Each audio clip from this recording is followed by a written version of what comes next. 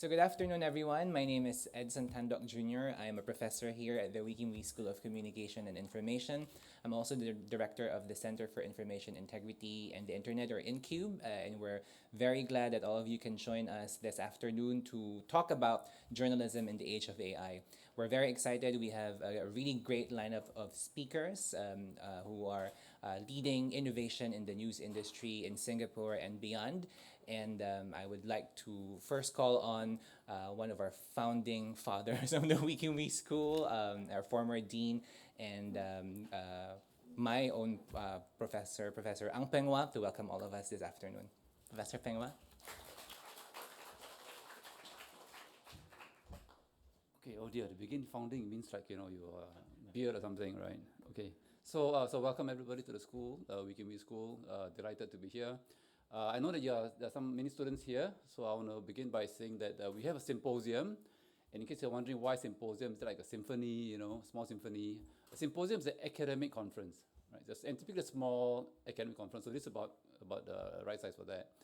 I want to, in case you're wondering also like why am I here? So I would say that among the group here, among many of us here, I have the distinction of being disrupted by AI. Because I had a startup, and Chin Hon here, was one of the lead people in the company. He did this, and you can search for him, looking at missed social media signals, and he showed basically how in the last general election, the Sengkang group, the GRC, which they lost, they missed some social media signals, and he did a study on that. It's available. You can see it online. And I told him that after he did that, he would be hired away and nobody can use him because he showed how you could affect the election outcome. He was hired away at triple the salary, my own guess, because we paid startup, you can't pay much, triple salary. And then ChatGPT came along, and then we were disrupted because the price is so incredibly low, $20 US a month. I subscribed to a couple of them. This is going to test them out. But just no market for our product. So we have wound up that startup, unfortunately. So that's kind of my distinction in this space. I've been wondering also about the use of AI. I think you all are wondering about it. Typically, symposium academic stuff, we don't jump so early into these things because you kind of academic, slow. You kind of wait around and see how things develop, see any patterns, any trends. But I think this area is moving so fast that if you wait, you really will miss the boat. There is a phenomenon known as the calling rich dilemma. Calling, C-O-L-L-I-N-G, rich, R-I-D-G-E. And the idea is that if you try to control something like that, that's sort of moving, you either do it too early, in which case, you may actually stifle the innovation. And so, being Singapore, we were very careful not to stifle this. But if you move too late, maybe the whole area would have changed, and so you need to do something totally different already. So this thing has developed and sort of run away, you can't control it at all. So somewhere in between, you need to understand this product, item, service, whatever, and see how you might approach it. So I think an academic study at this time is appropriate. We're going to see how we can look at this area and see what we can do. Those of you taking my master's class will know that I taught some of you here how not to use AI, right? How not to use generative AI. For example, the search interface, the interface looks at search, and it's not a search. ChatGPT, because you must chat with it, it is iterative, right? So there are some wrong ways to use AI even right now, right? But what are the right ways? What are some things we should be looking at? How do we use it in newsroom? We had a group of people from Reuters in some other event that the school was involved with, Asian Journalism Fellowship, and this person came down all the way from UK talking about how to use AI in newsroom. And I asked him, he said, they are using already, but for routine things. And I said, there's so much routine in the newsroom. He said, yeah, you'd be surprised. There's a lot of routine stuff happening in the newsroom. So it's kind of interesting how they can work out. So I think it's when we hear what the speakers have to say, it's beyond what you think, right? So it's not just creating text. I think many of us are familiar with that, but beyond that, right? Looking at things that you can use in a routine way. So I'm looking forward to hearing from Mr. George Enders. You can find him online. If you search for him on AI, it's kind of interesting because they will miss the Pulitzer Prize that he wants. Curiously, why that happens, right? So it'll be interesting to see how ChatGPT understands each of us, right? So I'm looking forward to this afternoon talk, and I hope you all have a productive and stimulating time as well. So, okay, thank you then.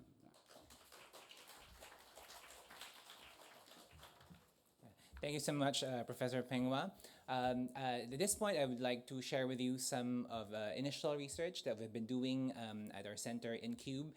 We've done surveys with news managers across Asia through our collaboration with One IFRA, but we've also been collecting survey data from our own journalists in Singapore. I don't know if our guests Chin Hon, Edmund, and Yiting have filled out some of our questionnaires, but I will be sharing some of our findings today. So I'll share with you my screen to take a look at the findings from our ongoing research. So the title of my presentation will be asking what prompts journalists to use generative AI in their news work. Okay, okay, so there you go. I was a journalist before. I worked for a newspaper in the Philippines, and I studied journalism, undergrad, master's here at the Wee School, PhD. So I've studied and practiced journalism, and there's an assumption that if you talk about a journalist, it's a human journalist, right? We talk about human journalists. Those of you are familiar with gatekeeping theory. When we talk about gatekeepers, we've always assumed that gatekeepers are humans. But in the past decade, several decades or so, we've been automating several processes in the news production process. So there have been lots of studies in automation in the news industry. But I think in the past, when we've studied that, we've looked at automation and the use of AI as an organizational level adoption. These are organizations, Bloomberg, LA Times, who are investing their resources to automate certain aspects of their news production. It's the organization that decides to automate certain processes and invest in these resources. But with the rise of generative AI, now even individual journalists, reporters can decide to use AI in their news work, even if that is not mandated by their organization. So we've seen a shift from an organizational level adoption to what we can consider as an individual level adoption. And why should we be concerned? Why should we be studying or discussing the use of AI in the newsroom? It's because we've always looked at editorial processes as supposedly independent operations, where we try to shield our editorial processes from external logics or external influences. But when we are now rolling out AI in the newsroom in a way that's a way for what we call the logic of tech, logics that are external to the field of journalism, that's a way for these logics to penetrate the news logic. So how do we go about navigating example pressure for clicks to generate metrics, that can be considered, we can consider that as a very tech logic. How do we then align that with the need to supposedly protect the news production processes from, say, influence of what audience wants, because we need to prioritize what audience needs. Of course, the rise of AI has also generated lots of discourses, within the industry, with some journalists in the beginning fearing that they might lose their jobs. If AI can do certain things that humans can do, then that might rise to displacement of journalists. But at the same time, we also know that AI can bring in efficiency in the newsroom, that it can make some processes more efficient. And so now the discourse really is on how is it being used in the newsroom, and what is the long-term impact on journalism. So one study that we have done is part of the Worlds of Journalism survey. It's a group of scholars around the world that are doing surveys of journalists every 5 to 6 years in now more than 100 countries. So we're doing that survey for Singapore. In this survey, we were able to reach almost 200 responses.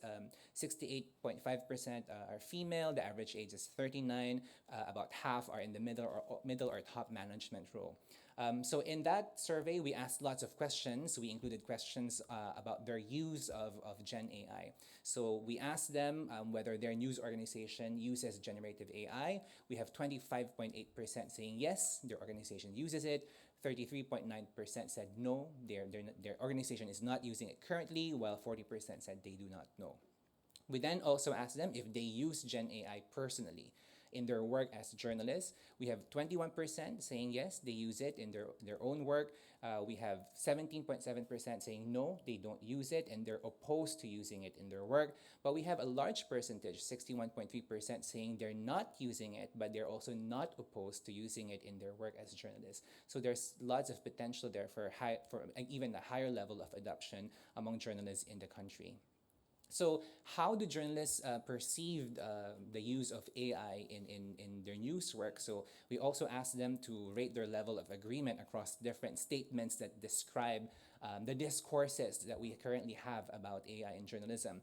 One, we asked them to agree or disagree that Gen AI helps them in their work as journalists.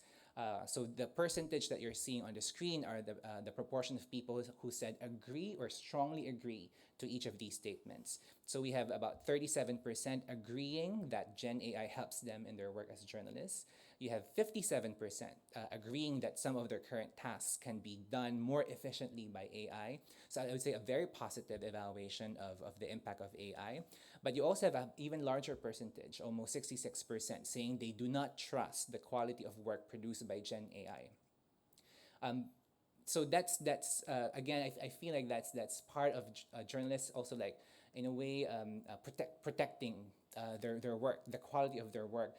In journalism studies, we call it a boundary work, a process of boundary work, making sure that we're saying that human journalists are still better at producing quality journalism than machines. But when we ask them about their perception of the overall impact on journalism, the statement that we put is Gen AI is bad for journalism. A relatively smaller percentage agreed with this statement. And also, for me, this is a surprise, relatively lower percentage, 34%, saying that they're worried about Gen AI replacing some of their current duties. So it's not as stark as what we initially believed, that there will be widespread fears of potential displacement of human journalists by machine journalists. This is just some statistics we ran. So we were interested what would predict the extent to which individual journalists use Gen AI in their work. So we look at the impact of these different perceptions, and we found that of all those 5 different discourses, only one statement was positively related with using Gen AI. That is, if journalists think that Gen AI helps them in their work as journalists, they're more likely to say that they're using it. We expected that if journalists think this is going to produce low quality journalism, that they will be less likely to use Gen AI, but we don't see that relationship. So it seems that even if they're worried that Gen AI is not that foolproof and it might negatively impact the quality of the work they do, that does not stop them from using it. In terms of the amount of time that journalists spend on different platforms, we have asked them how much time they spend producing content for print, radio, television, websites, and social media. We found that those who say they spend a lot of time producing outputs for television and producing outputs for social media, they're also more likely to say that they use Gen AI. But those who say they spend a lot of time producing outputs for radio, they're less likely to use Gen AI in their news work. So it looks like so far the adoption of Gen AI in Singapore at the individual level might also be influenced by where you're working at in terms of the platform. So it looks like there are also platform differences when it comes to the use of Gen AI. And we also asked them to describe to us in what ways their companies are using Gen AI, and we were able to classify the responses across 4 different categories. One is for idea generation and refinement, headline testing, bouncing off ideas, getting some, I think if you have maybe a news pitch, you put it in the chat and see what it says. Others say they use it for transcription from one language to another, translation rather from one language to another, and summarization.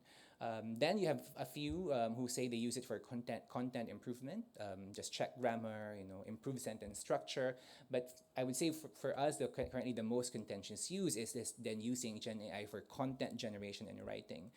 Some responses create a first draft of an article, or using AI to rewrite press releases into copies that end up being published. So that's at the individual level adoption. In that survey we asked journalists in Singapore. We've also worked with the World Association of Newspapers in Asia. We did a survey with their members who are news managers representing a range of news organizations that are primarily print or previously print in the region. We were able to reach 44 participants representing 44 news organizations. And we also asked questions about AI. First, we asked them, are your journalists allowed to use Gen AI when producing stories?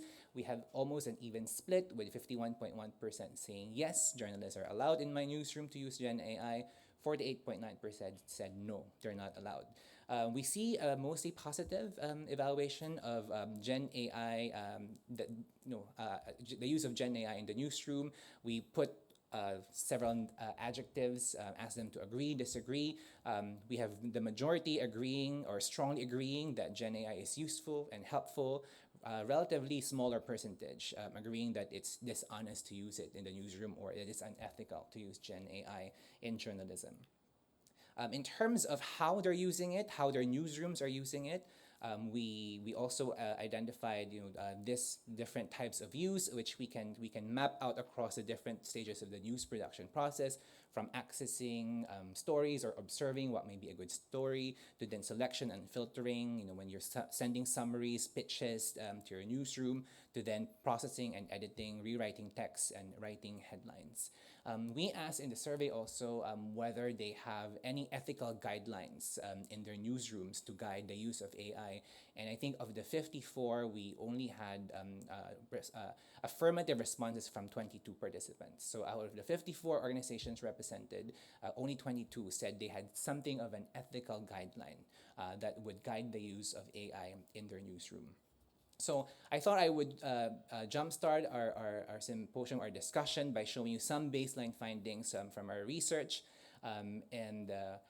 From our study, we see what journalists are saying, telling us in our surveys. But as you know, our research is also very limited. It's also just describing patterns, in the industry. But we want to go deeper. We want to learn how newsrooms are actually using it, and what are their current innovations, what are their current evaluations of its use. We invited a lot of our students in the school because we produce most of the journalists. The Week in We School produces most of the journalists in the country, and I think it's good to start training them, start training all of us while we're still in school about these trends that we're seeing in the industry. And to do that, we invited four speakers who I would say are leading the innovation in this front in the country and beyond. We will be hearing what they have to say, and we will start with our first speaker. So I'll doubling up as a MC and a presenter, so it's a good use of the resources of NQ. So we will now go to the individual presentations, and after the presentations, we will then bring all of our speakers together for a Q&A. And so if you have questions about any of the presentations, you can start writing them down, and we will be able to ask these questions after all the presentations during the Q&A. Our first speaker is George Anders. George is a leading U.S. journalist and author. In 1997, while at the Wall Street Journal, he shared in a Pulitzer Prize for national reporting. He has also helped lead coverage at Bloomberg, Forbes, LinkedIn News, and the Chronicle of Philanthropy. And he's the author of 5 nonfiction books, including the Wall Street investigative classic Merchants of Debt. He is joining us at the Week in We School for 2 weeks. It is his last day in the school, so I think it's a great way to culminate his stay with us. He has a Fulbright scholarship and he's visiting us under that scholarship. So, George?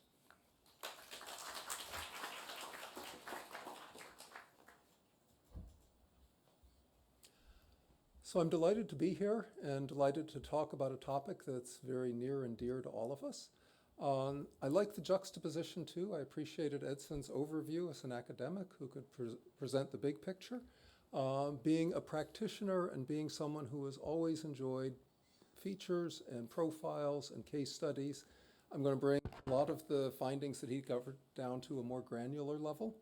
And I'm going to start, I'll take you through the key elements that are going to be this talk. Just a moment.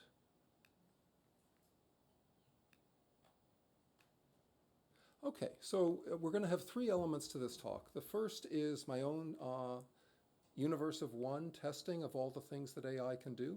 I basically committed a whole weekend to pulling up Anthropic, Claude, ChatGPT, Meta AI, and putting them all through the paces on the kinds of things that AI would be relevant for me and relevant for other journalists. So you're going to get my scorecard from that. The second area will be to look at the US market. And I think in contrast with some of the optimism and energy that Edson shared with you worldwide, at least within the journalistic community, there's more caution and more hesitance, and I'll explore why that is. And then I'll close with some thoughts about where the career of a journalist is going and what all of our jobs are likely to be, 6 years from now in 2030. The good news is there will be jobs. The caveat is there will be a lot of change because there's always a lot of change. So let's get started. So breaking down was actually probably pretty similar to one of Edson's slides. I identified 6 main areas where AI could be relevant in what we do. And these are all within the context of artificial intelligence as a helper to the journalist, an assistant, rather than a replacement. So the first at the very beginning is finding all the material that you might need to do research for your subject and analyzing it and condensing it. Second is building up a list of interview questions. The third is transcribing the interviews once they're in. The fourth is editing our drafts. The fifth is designing the graphics and other material that might come with, and in particular in the sixth area, writing the headlines and the social copy, the social share copy that goes out. So there's still some sort of core function for the journalist as the shaper of the story and the writer of the first draft, but we now have this marvelous, or at least we hope marvelous, assistant that's able to step in at all 6 of these stages. I inevitably went to ChatGPT and asked Dolly to pull up an image, and the next thing I know, we have the little AI cat with a smile that's sitting there ready to help the hardworking journalist who is in the land of AI. So this has all of the energy and the cheesiness of a classic Dolly graphic, and it gives me a chance to brief you on the 6 AIs that I put to the test. ChatGPT obviously is the best known one and perhaps the most aggressive in AI development, is at the top of the list, but we have the Google products, Claude, Anthropic, Gemini, Microsoft Editor, Perplexity, Meta AI. So I took all 6 of them through the tests, and as we dig in deeper, I'll note some differences among them. So the first thing I wanted to see was, could AI do line editing? And the answer is yes, it can, and it does it quite nicely. I started my career as it was called a copy reader then, you would probably call it a sub-editor in most other cultures, on making the tiny touch-ups to stories that other people had written. And I fed it one of mine, and it mostly liked what I did, but it found a flaw, and it was completely right. So in my published story, as you'll see from the text, I was writing about the Hewlett Foundation, one of the world's largest charities, and I wrote the sentence, being an early mover has been a Hewlett hallmark for some time. Felt like a natural sentence. We published it. And when I fed it into Microsoft Editor, it said, you would be better off if you gave specific numbers or examples here. So I looked at it and I thought, for some time is a very vague phrase. What if we made it for decades? And the AI is right. I'm grateful to be corrected. When I get back, I will actually make that change. But I thought it was a nice example of something that's fine-grained, that is what I would expect from an experienced human editor. And as the rules engines get better and better, there's more of an ability to spot little elements, stray punctuation marks, the like. I think that classic function of the sub-editor cleaning up the copy, AI at the very least is a very valuable assistant and may be able to take over well over half that role and do it quickly and cheerfully and round the clock. So score 1 win for AI. Next area, can AI write headlines? So I put ChatGPT to work on this, and I'd like to give you a moment to look at these 2 columns. One is done by humans, the other is done by AI, and I want to see which way the sentiment of our audience goes. So the tan one versus the blue ones. How many people think the tan one is done by AI? Okay, I see one hand up on how many people think the blue one is done by AI? Okay, how many people honestly would have a hard time telling? Okay, so you are scoring better than Sherwin. I tried this on Sherwin and he got fooled, but we have a very discerning audience here. The tan one is the human one, the blue one is the AI one, but to my eye, they're surprisingly close. I did ask the AI to form the headline with a question. I gave it the entire text of the article, and I would say, based on this rather modest sample, that for a simple utilitarian headline, one that isn't meant to be eye candy, one that isn't meant to tease you into the story, AI is 90% of the way there. And it's able to execute quickly. It's also able to give you a large pool of headlines. It doesn't get frustrated if the first batch doesn't work. It can come back. And exactly as we heard at the beginning, the ability to fine-tune the prompt, to ask for different elements to be emphasized. It's a very pliable subject. Similar examples, I know friends who are starting podcasts. They have a directional sense of what they want the podcast title to be. They can feed that prompt into AI and get 50 ideas back in less time than it takes for me to say it. In terms of ideation, coming up with clever labels, I think this is a tool that belongs in every journalist's playbook, and to work without it is like trying to play tennis with a wooden racket. You can do it, but progress has moved on, and we need to too. Next test, how is AI doing at preparing for an interview? So I'm in the midst of trying to negotiate an interview with Amazon founder Jeff Bezos about all his work in philanthropy. I do not have the interview approved yet, but I'm in conversations. I'd say my chance of getting it is about 20%,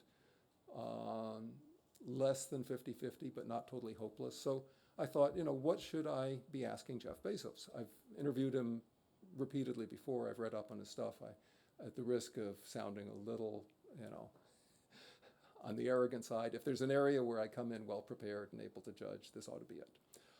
So I gave it 4 prompts and I nested them. So after the first prompt, I would give it more. And I think that's very crucial in working with AI, is to use the repeated iterative quality of it and to take that first okay answer and try and make it better. So I wanted the questions to focus on philanthropy. I wanted them to draw on people that he knows well. I wanted it to go look at his Instagram feed, which is our Instagram posts, which is his largest social channel, and see if there was anything there.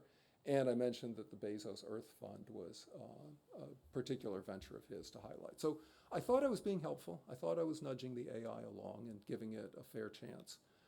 The results were disappointing. So I'll give you examples. ChatGPT, what core values drive your philanthropic decisions? This is the kind of thing, if you read any of his speeches, any of his annual report, you already know. And in fact, I've been in the humiliating position, and maybe a few others have too, of having the source basically tell you within the first 5 minutes, you haven't done your homework.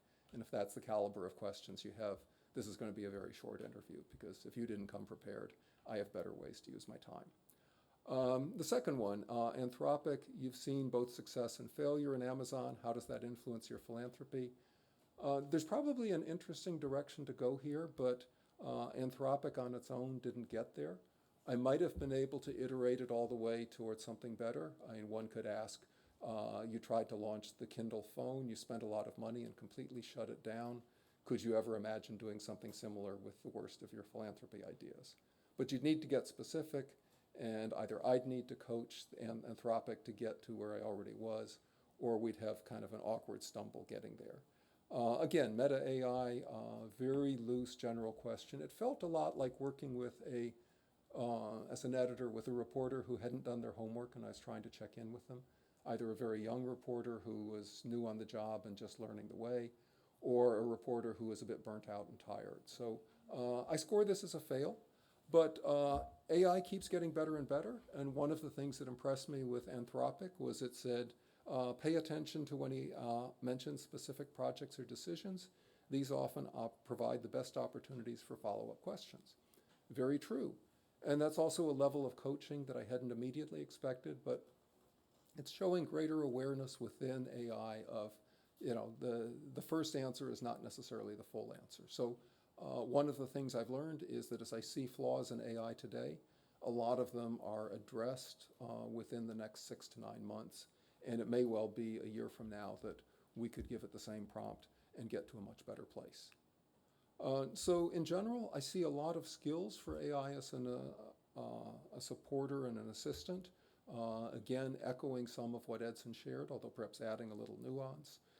AI is great at analyzing big batches of documents. That can be very valuable. Interview transcription is quite good. Copy editing is quite good. I found that it's good on simple graphics. There's probably a level of graphics that still need the human touch, but the basic bar chart or pie chart, this is a faster way to do it. And it's quite good at writing headlines and social shares. Its ability to write a decent LinkedIn share and mine are almost identical, and I spent 6 years of my life trying to fine-tune it, so bravo for AI. Where do I see shortcomings?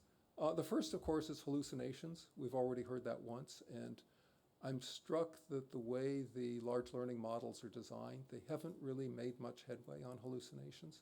That's still an issue. We get more warnings, but I think that ability to pair up different terms and come up with something that approximates human thought, if that's the Achilles heel of the system, it's that tendency to make wrong pairings.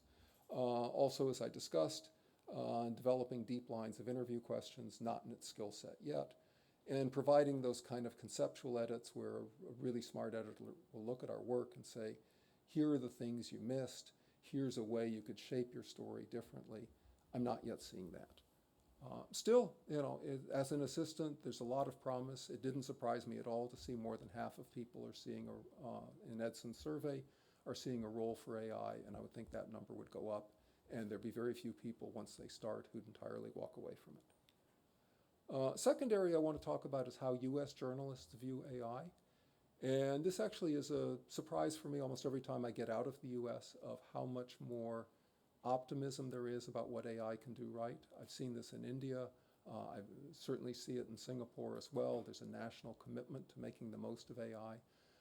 The US is still struggling, and I'll talk through a couple reasons why that's so.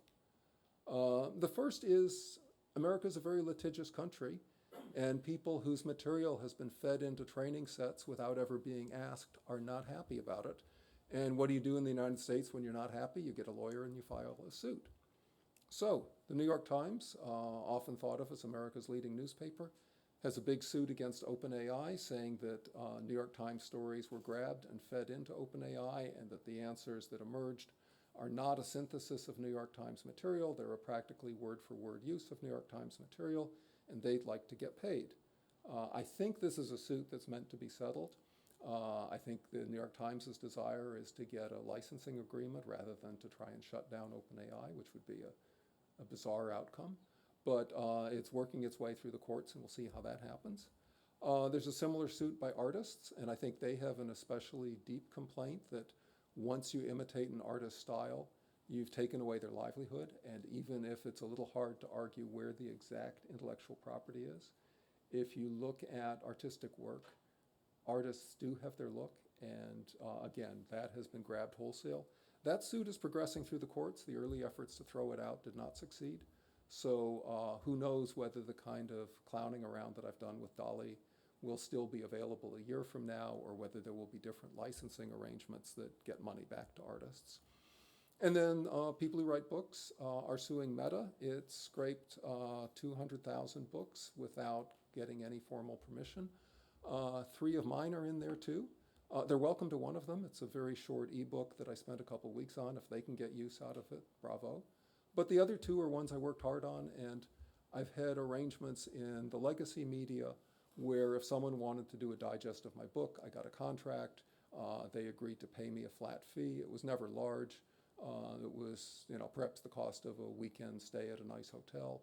But there was still recognition that they had acquired something of value and that I ought to be paid for it. So we've got all these legal fights going. For the time being, AI is open for business, but I would say it's a toss-up whether these suits will lead to different licensing arrangements. And until that happens, I think adoption rates in the US are a little slower and a little more hesitant. So here are some things that make me feel that on Edson's chart, the US is more likely to be in those bars at the bottom of people who are less comfortable. CNET, which is a well-regarded tech site, was the first mover. It jumped in 2023 with a big batch of stories that were generated by AI. It put human-sounding names on top rather than generated by AI, which was probably a mistake. And some of them just got timelines and product lines terribly wrong. And the upshot from that was it took them down. The editor who had commissioned it left to pursue other interests. And in general, it was a black eye for CNET, and those are gone now. I think a lot of news organizations feel that there's not much to be gained and a lot to be lost by being the first mover in the US in bringing a lot of AI content.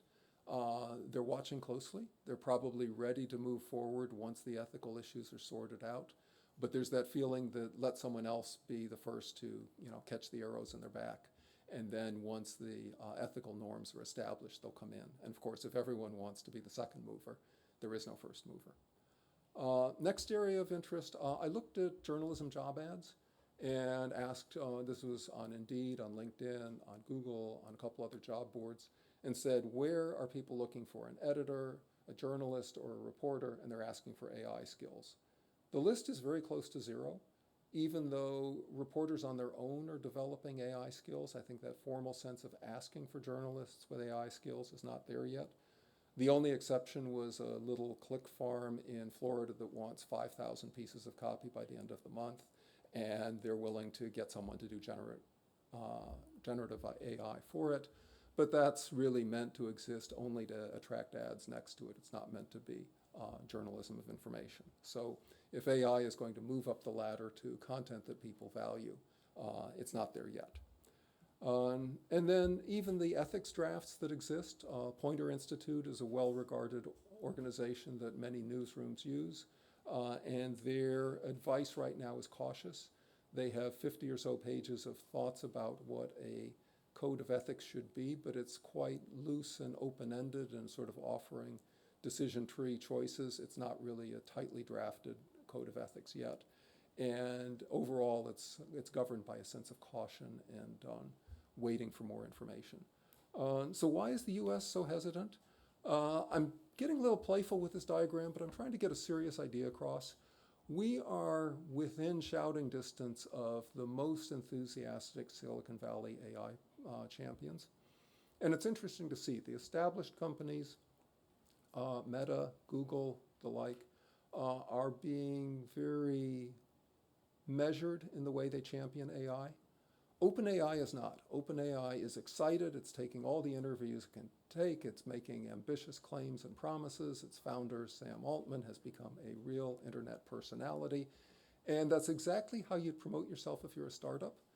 But startups are allowed to have swagger and brag and sort of, project into the future and move fast and break things. But they're now in an arena where they're talking to a lot of people who have reputations at stake and have built them up over decades. And some of that frenzy to make AI happen in a hurry is stressful and resented. So I've drawn or modeled up this playground swing where OpenAI is high, the journalist is low, and the journalist is not entirely happy with that balance of power. So it's a simple graphic, but I think being a little farther away from OpenAI's rhetoric probably lets the rest of the world view this in a more measured way, as opposed to feeling that there's someone shouting at me and I don't like them shouting. Last area, and I'll cover this quickly because I think we'll do this in more detail in the discussion group, but I'll just put down a couple quick markers. What does journalism's future look like? I said at the beginning it will change, but it will not go away. So if you'd asked me a year ago, I think I was more pessimistic then. I felt that all of the AI uses that I was seeing were spectacular in terms of delivering faster and cheaper. But in that classic triangle of the three things that define a successful new product, I wasn't seeing better happening, and that concerned me. One, I think AI is getting a lot more improved and more enhanced now. And two, I think we're becoming wiser about how to use it. So I saw this quote from Terence Tao, who's one of the world's top mathematicians, and I just thought he distilled down something that was very good. And you can read the quote, but I'll share it for the YouTube record as well. AI is very good at converting billions of pieces of data into one good answer. Humans are good at taking 10 observations and making really inspired guesses. I like that distinction. I think AI can and should rule the world of big data, but I think humans can and should be an important factor in the world of small data, artisanal data, hand-curated data, and there's a lot that journalists can do on that side of the divide. So we'll talk more about it when we get to the group discussion, but the key areas that I will highlight are we're good at things that don't live in training sets. First of these I'd offer is journalistic hunches. I'd also offer half-hidden sources. There's a lot of stuff that hasn't gone into the training set because people haven't told anyone yet, or it exists only as a handwritten note in a diary. And part of the fun of journalism is finding people who go, I've never told anyone this before. We're good at that. AI isn't set up short of Neuralink to do that. A parallel is what sources feel and remember. And I'm always fascinated as people narrate their lives, the details that come out, the linkages that come out. I think there's a whole body of coverage that's really good there. And then the third is anything that connects people. And I already see the world of journalism changing from us being at the priesthood, pushing out content to people, to a new role where we are builders of community. And that can happen online through forums, through Zoom calls, through chat boards, through newsletters. And it can happen very much in the real world through conferences. And I think the role of a journalist will include the role of a connector to a much greater degree in the years going forward. We will have hybrid roles where sometimes we just put out the story and sometimes we're the ones that lead the conversation and guide people through the information. And I already see small newsrooms doing this, and it's exciting and it's financially viable. So changing role of journalism, but things always change. I have a parable about the candle and the light bulb, but I know I'm close to time. We'll save that for the discussion.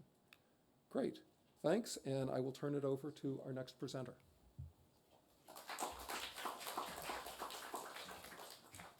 Thank you so much, George. Our next speaker is Ang Yiting. Ang Yiting has been in the Chinese news industry for 20 years. It doesn't look like that. So yes, she still looks very young. With experience in broadcast, print, and new media, she has worked with Channel U, TV News, Lianhe Wanbao, My Paper, and Lianhe Taobao, covering a wide range of news in different formats. And she was also a part of a key team that is driving the digitalization efforts of the newsroom. Currently, she is the associate editor of Lianhe Taobao, and she's overseeing the digital matters at taobao.sg. So let's welcome Yiting.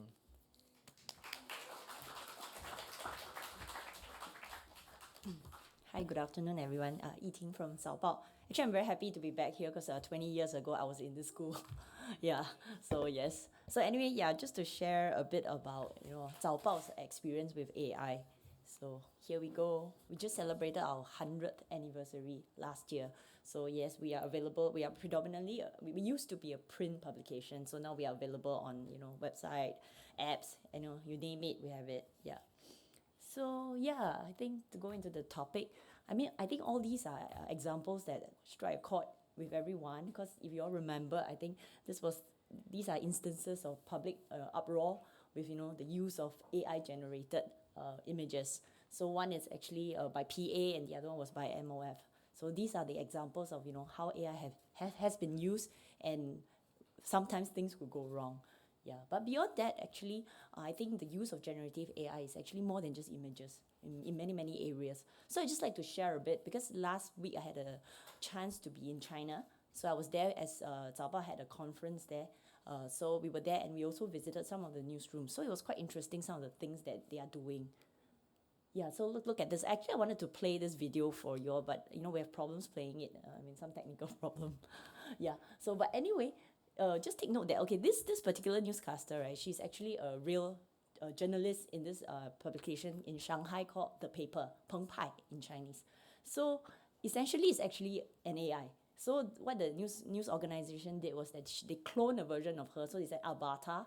So every day in the morning, there will be this AI news bulletin done by her. So essentially, this person doesn't go on MC, doesn't go on leave. Every day you will have her reporting the news. And this is totally generated by AI. They just have to feed the news inside, and then everything is generated by AI, and then she will just be, reporting the news. And it's actually very good because it looks almost just like the real person doing it. Yeah. So we asked them, is there any IP issue, and all these things? And they said that, yeah, they got the journalists to sign off their, rights to use the image, their picture, everything. And then if should they leave the organization, the organization can actually still continue to use, the images. Yeah, so that's how advanced it has been. Yeah, so the paper, as I was talking about in Shanghai media, right? That's actually one of the CMS that they are using. So I got a snapshot of their CMS. So basically, you have a lot of they have incorporated a lot of the AI functions. So they actually can generate a video, out of AI, using AI, and then they could also like generate music. So if let's say the video needs a music, the AI could compose an original music, and they were like proudly saying that there's no copyright issue with this because it's something kind of original. Yeah. And they even do things such as they have this function within the CMS whereby, because in China, right, the check is actually quite stringent. So if like you have certain officials that will like that were sacked or that were locked up because of corruption and stuff, right? Then subsequent news, right? I mean, it's best not to mention them. So it's kind of like become taboo to mention these people. So they actually have this this AI system inside whereby you put in every story and then they will do a check to make sure the story is clear and then no risk of infringement. Yeah, so it's as advanced as this. Yeah. And interestingly, we also went to this place called Suzhou Guangdian, which is the Suzhou broadcasting station. So likewise, they are using something similar. So that's also like a snapshot of their CMS. And in their CMS itself, right, basically you could see that they could have all kinds of ways to package the video. So on the left, right, it's one of the original video of this marathon, and they could generate it into all kinds of style. They could have the water painting style, the acrylic drawing style, and then the Japanese anime style. So all these done by AI. Yeah, so these are the things that all their news organizations are actually doing, and it's they very much use the foundational system created by many of their own tech giants like Huawei, Alibaba, Tencent. And then on top of that, these news organizations actually would do their own development within their newsroom and to make it appropriate for them to use. Yeah, so that's the kind of level that the Chinese news agencies are going. Then last year I had a chance to go on a study trip to US, and then I remember this corporation called Hearst. It's one of the company that produces a lot of their local papers. Yeah. And one thing that struck me was that at that point in time last year, it was during last year May, they said they already had this back-end system where it's like a one-stop kind of a AI-powered CMS that they could do things like web, headline suggestion, SEO keywords, and then URL suggestions and summarizing. So it was like, wow, this very powerful AI that is, powering their news production. Yeah, so back then it was, also quite impressed because that was like last year already. Yeah. Yeah, so just to share a bit, so looking at what all our fellow media agencies are doing, right, and then what Zaobao approach is, right. Okay, our general attitude towards AI is that we try to understand it, and then where possible, we try to utilize it. And one very key thing that we try to stand by is this must be always augmenting journalism, but not replacing journalists. I think many of you may have heard the saying, it's like AI would not replace journalists, but a journalist who knows how to use AI would definitely be better than one who doesn't. Yeah, so we go by this philosophy.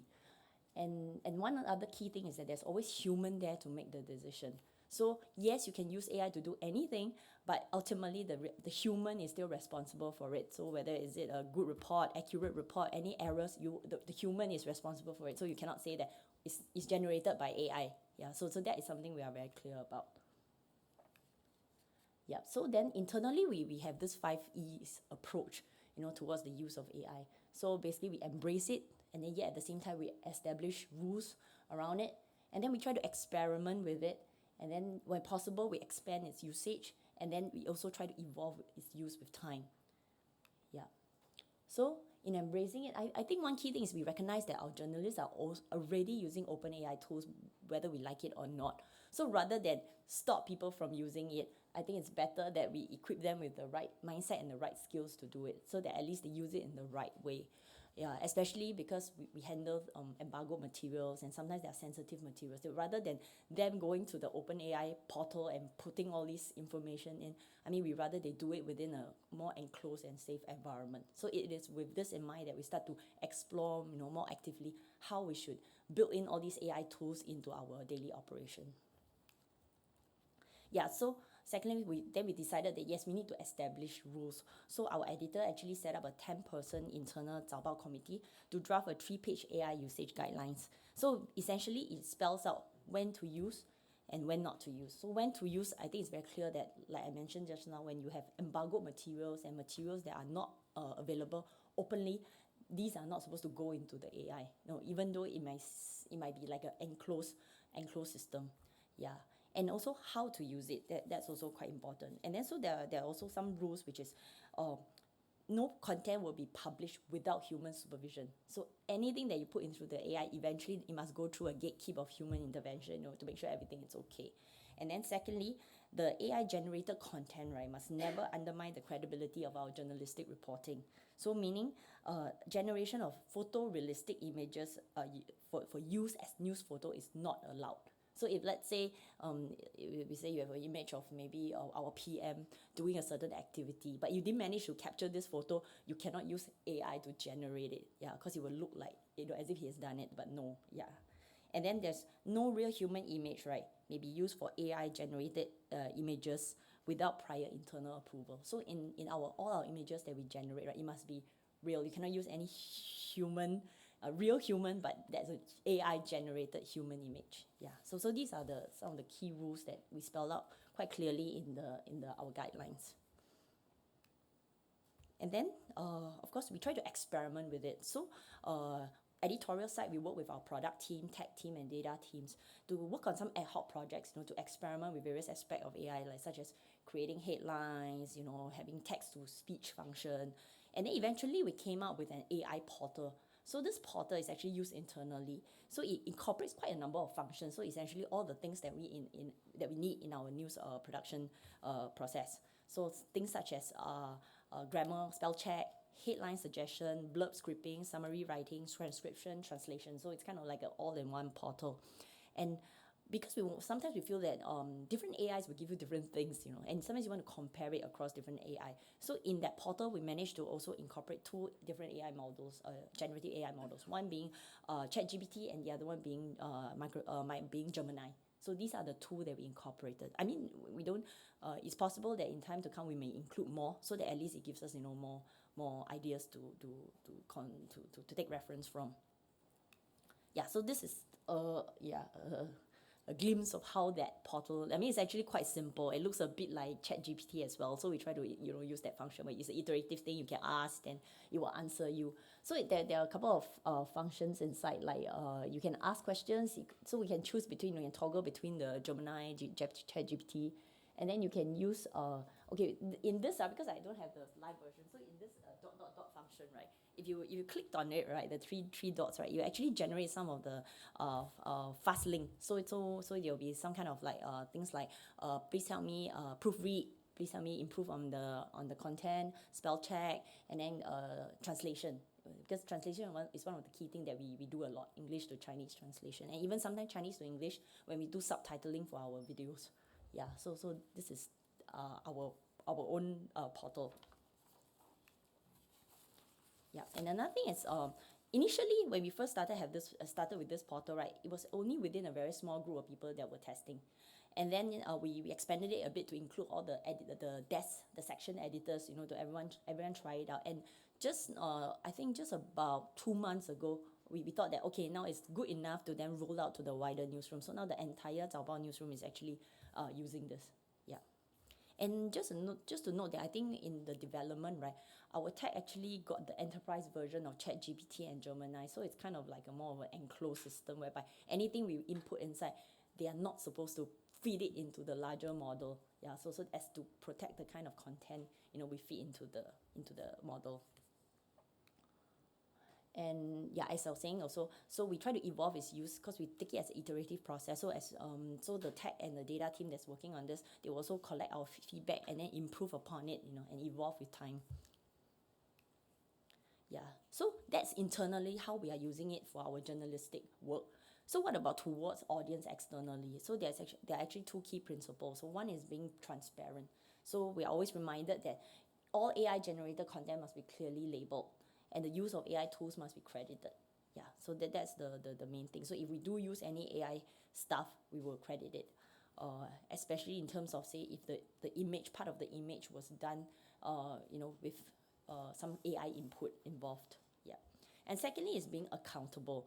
So like I said before, so that the editorial team is still responsible for everything we publish, including materials produced by AI. So that is something that we are very particular about. Yeah. And secondly is also journalists are also responsible for the accuracy, fairness, originality, and the quality of the work. And you must always abide by the rules of using multiple sources of fact checking. Yeah, because I mean we are aware that there will be this issue of hallucination in AI, and then sometimes the information may not be so accurate. Actually, personally, I also had this experience.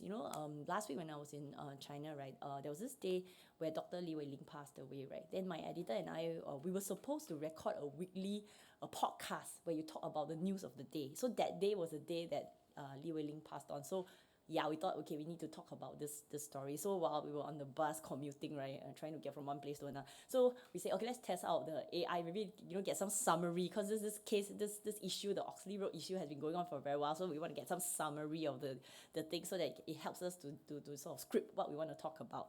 So I think I tried Gemini. So I key in, please give me, in a brief summary of the incident, a timeline of this whole Oxley Road saga, and then it was very proper. It gave all the correct information. It all looks very very professional, right until the last point.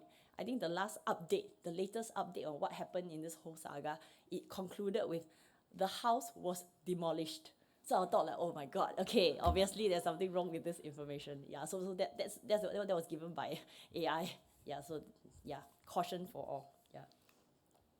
So yeah, so some of Taobao's AI use cases, I must say that we still use it very cautiously. So we don't use a lot of it. While we may use it for things like spell check, and then maybe some kind of summary and translation. Yes, we do it sometimes, but we don't really use it in producing an article. But this is one of the pieces that we really use it quite wholesale.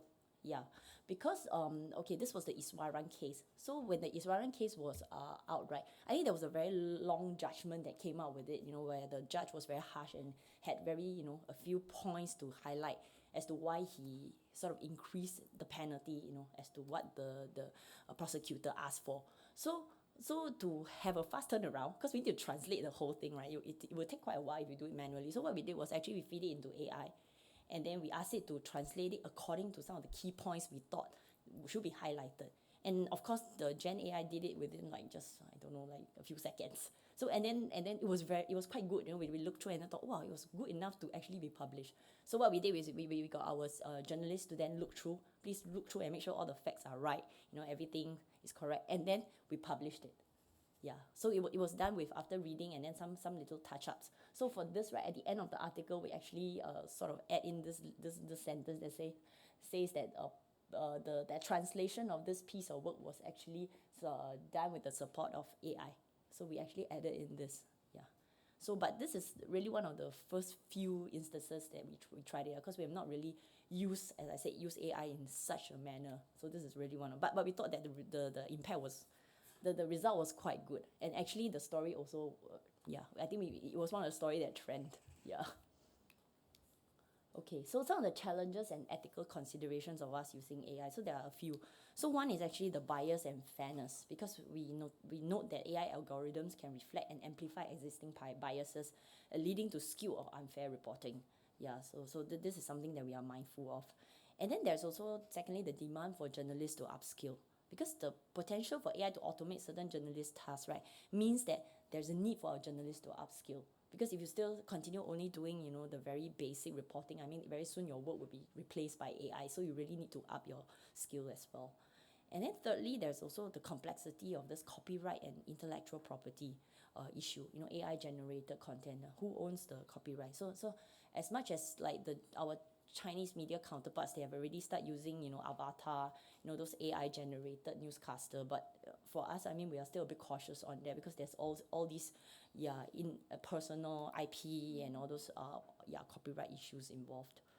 And then lastly, there's a trust and authenticity issue because they do post, because of course we try our best to gatekeep, but you know, once people find that, you know, there's misinformation or there's error, right, then it will be a big breach on the trust. So we are very cautious on using it because you do want to preserve the trust people have in media to believe that the things you do, and even with the guidance or with some support from AI, right, is still very much human, you know, making sure everything is correct. So that's something that we are also very mindful of.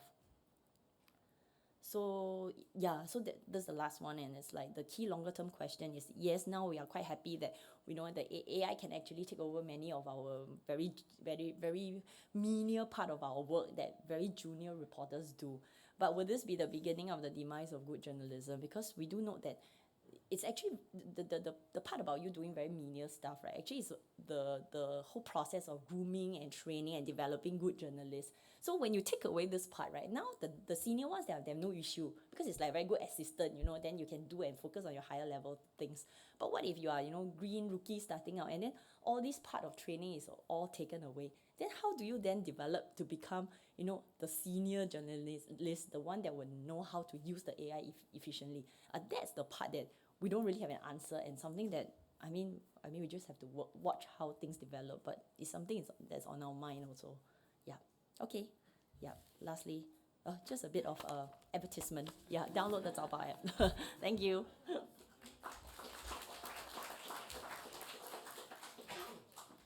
Thanks a lot, Ting.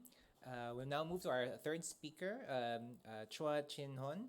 He is the lead of Artificial Intelligence Strategy and Solutions for MediaCore News Group. He was formerly a supervising editor at Today, and before that, bureau chief in China and the United States with the Straits Times. He made a career transition to data science in 2018 and worked at a local startup before returning to MediaCorp in 2021, and where he's now working on AI projects in the newsroom. So, Chin Hon.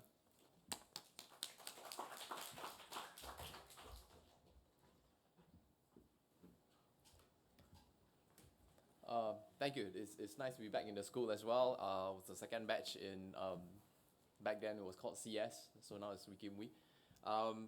So just a little bit of background on MediaCorp really quickly in case there are members in the audience who are not so familiar with MediaCorp. So MediaCorp is Singapore's national broadcaster, of course. Its legacy is in TV and radio, but in the last 2 decades or so, we've expanded a really aggressive online news operation. So at this point, our interest in AI cuts across all modalities, meaning both for video, audio, as well as digital text. Sorry, should I be standing closer? There seems to be an echo. Okay, sorry. Yeah. And our interest in AI also cuts across the four main languages in Singapore. So we're interested in AI for English, as well as Chinese, Mandarin, Malay and Tamil. So Tamil is a hugely challenging language for machine learning for those who have dabbled in it. So that's an area that we're actively looking at as well. And we'll touch a little bit on that later on if there are people who are interested in specific languages with regards to AI. But broadly, I just wanted to make some quick broad points first before we get into some of the use cases that MediaCorp is involved in. So you know, the broad point really is that historically, you know, the news industry are just price takers. No matter whether you looked at the social media wave that came before, the change from desktop to mobile, or you're talking about going from print to digital, you know, the simple answer at the end of it was that resistance was futile. Those who resisted the move to social media had to give in. Those who resisted the move from print to digital had to give in. And I think the AI wave is not going to be any different. At the end of the day, the technology and the consumer preference will just push you to a point where you have to adapt or you're going to have to drop out of the market. So I think the two options are unfortunately that you either choose to be an early adopter and you learn to work with the technology and to refine how your product sits in the new marketplace, or you're just going to be squeezed out of the market. Or you'll be forced to catch up in a big way later on. And as we know right now, if you are too far behind, you may not ever catch up again, right? Just very quickly, I'm just going to talk about the key lessons that we've learned in the last 3 years of our AI journey, so to speak. So MediaCorp, for the newsrooms specifically, we started a dedicated AI team that looks into the newsroom's needs in about 2021. So we're in phase 2 right now. But I would say in the last 3 years, these are the main 8 lessons that we've picked up along the way. They seem pretty straightforward, of course. But as we all know, the straightforward stuff are always the hardest to implement and the hardest to stick to, because it really requires a lot of discipline to just focus on clear use cases and not go for the vanity projects. The tech companies are always going to come to you to sell you the latest, most expensive, shiny toys, which don't necessarily work for your newsrooms. And you just got to be really disciplined about what makes sense for you. I'm not going to go through everything. I'll just sort of like really quickly touch on the last point, which is about the AI's potential impact on public trust, and as well as not overestimating the public's readiness and willingness to accept AI content. So, there's just so much talk about AI content in news now, but there really isn't a very good study out there that tells you exactly how the public feels about AI in news, right? There might be some hints here and there, but I don't think there's been a very convincing or very thorough study on how people feel about AI content in news. Do they want it? Do they want it only in certain areas? Are they comfortable with the kind of AI avatars that are very popular in mainland Chinese media? Less so in Southeast Asia and less so in Singapore, of course. But do people actually want it? Just because you can do it doesn't necessarily mean that you should do it or that the audiences want it.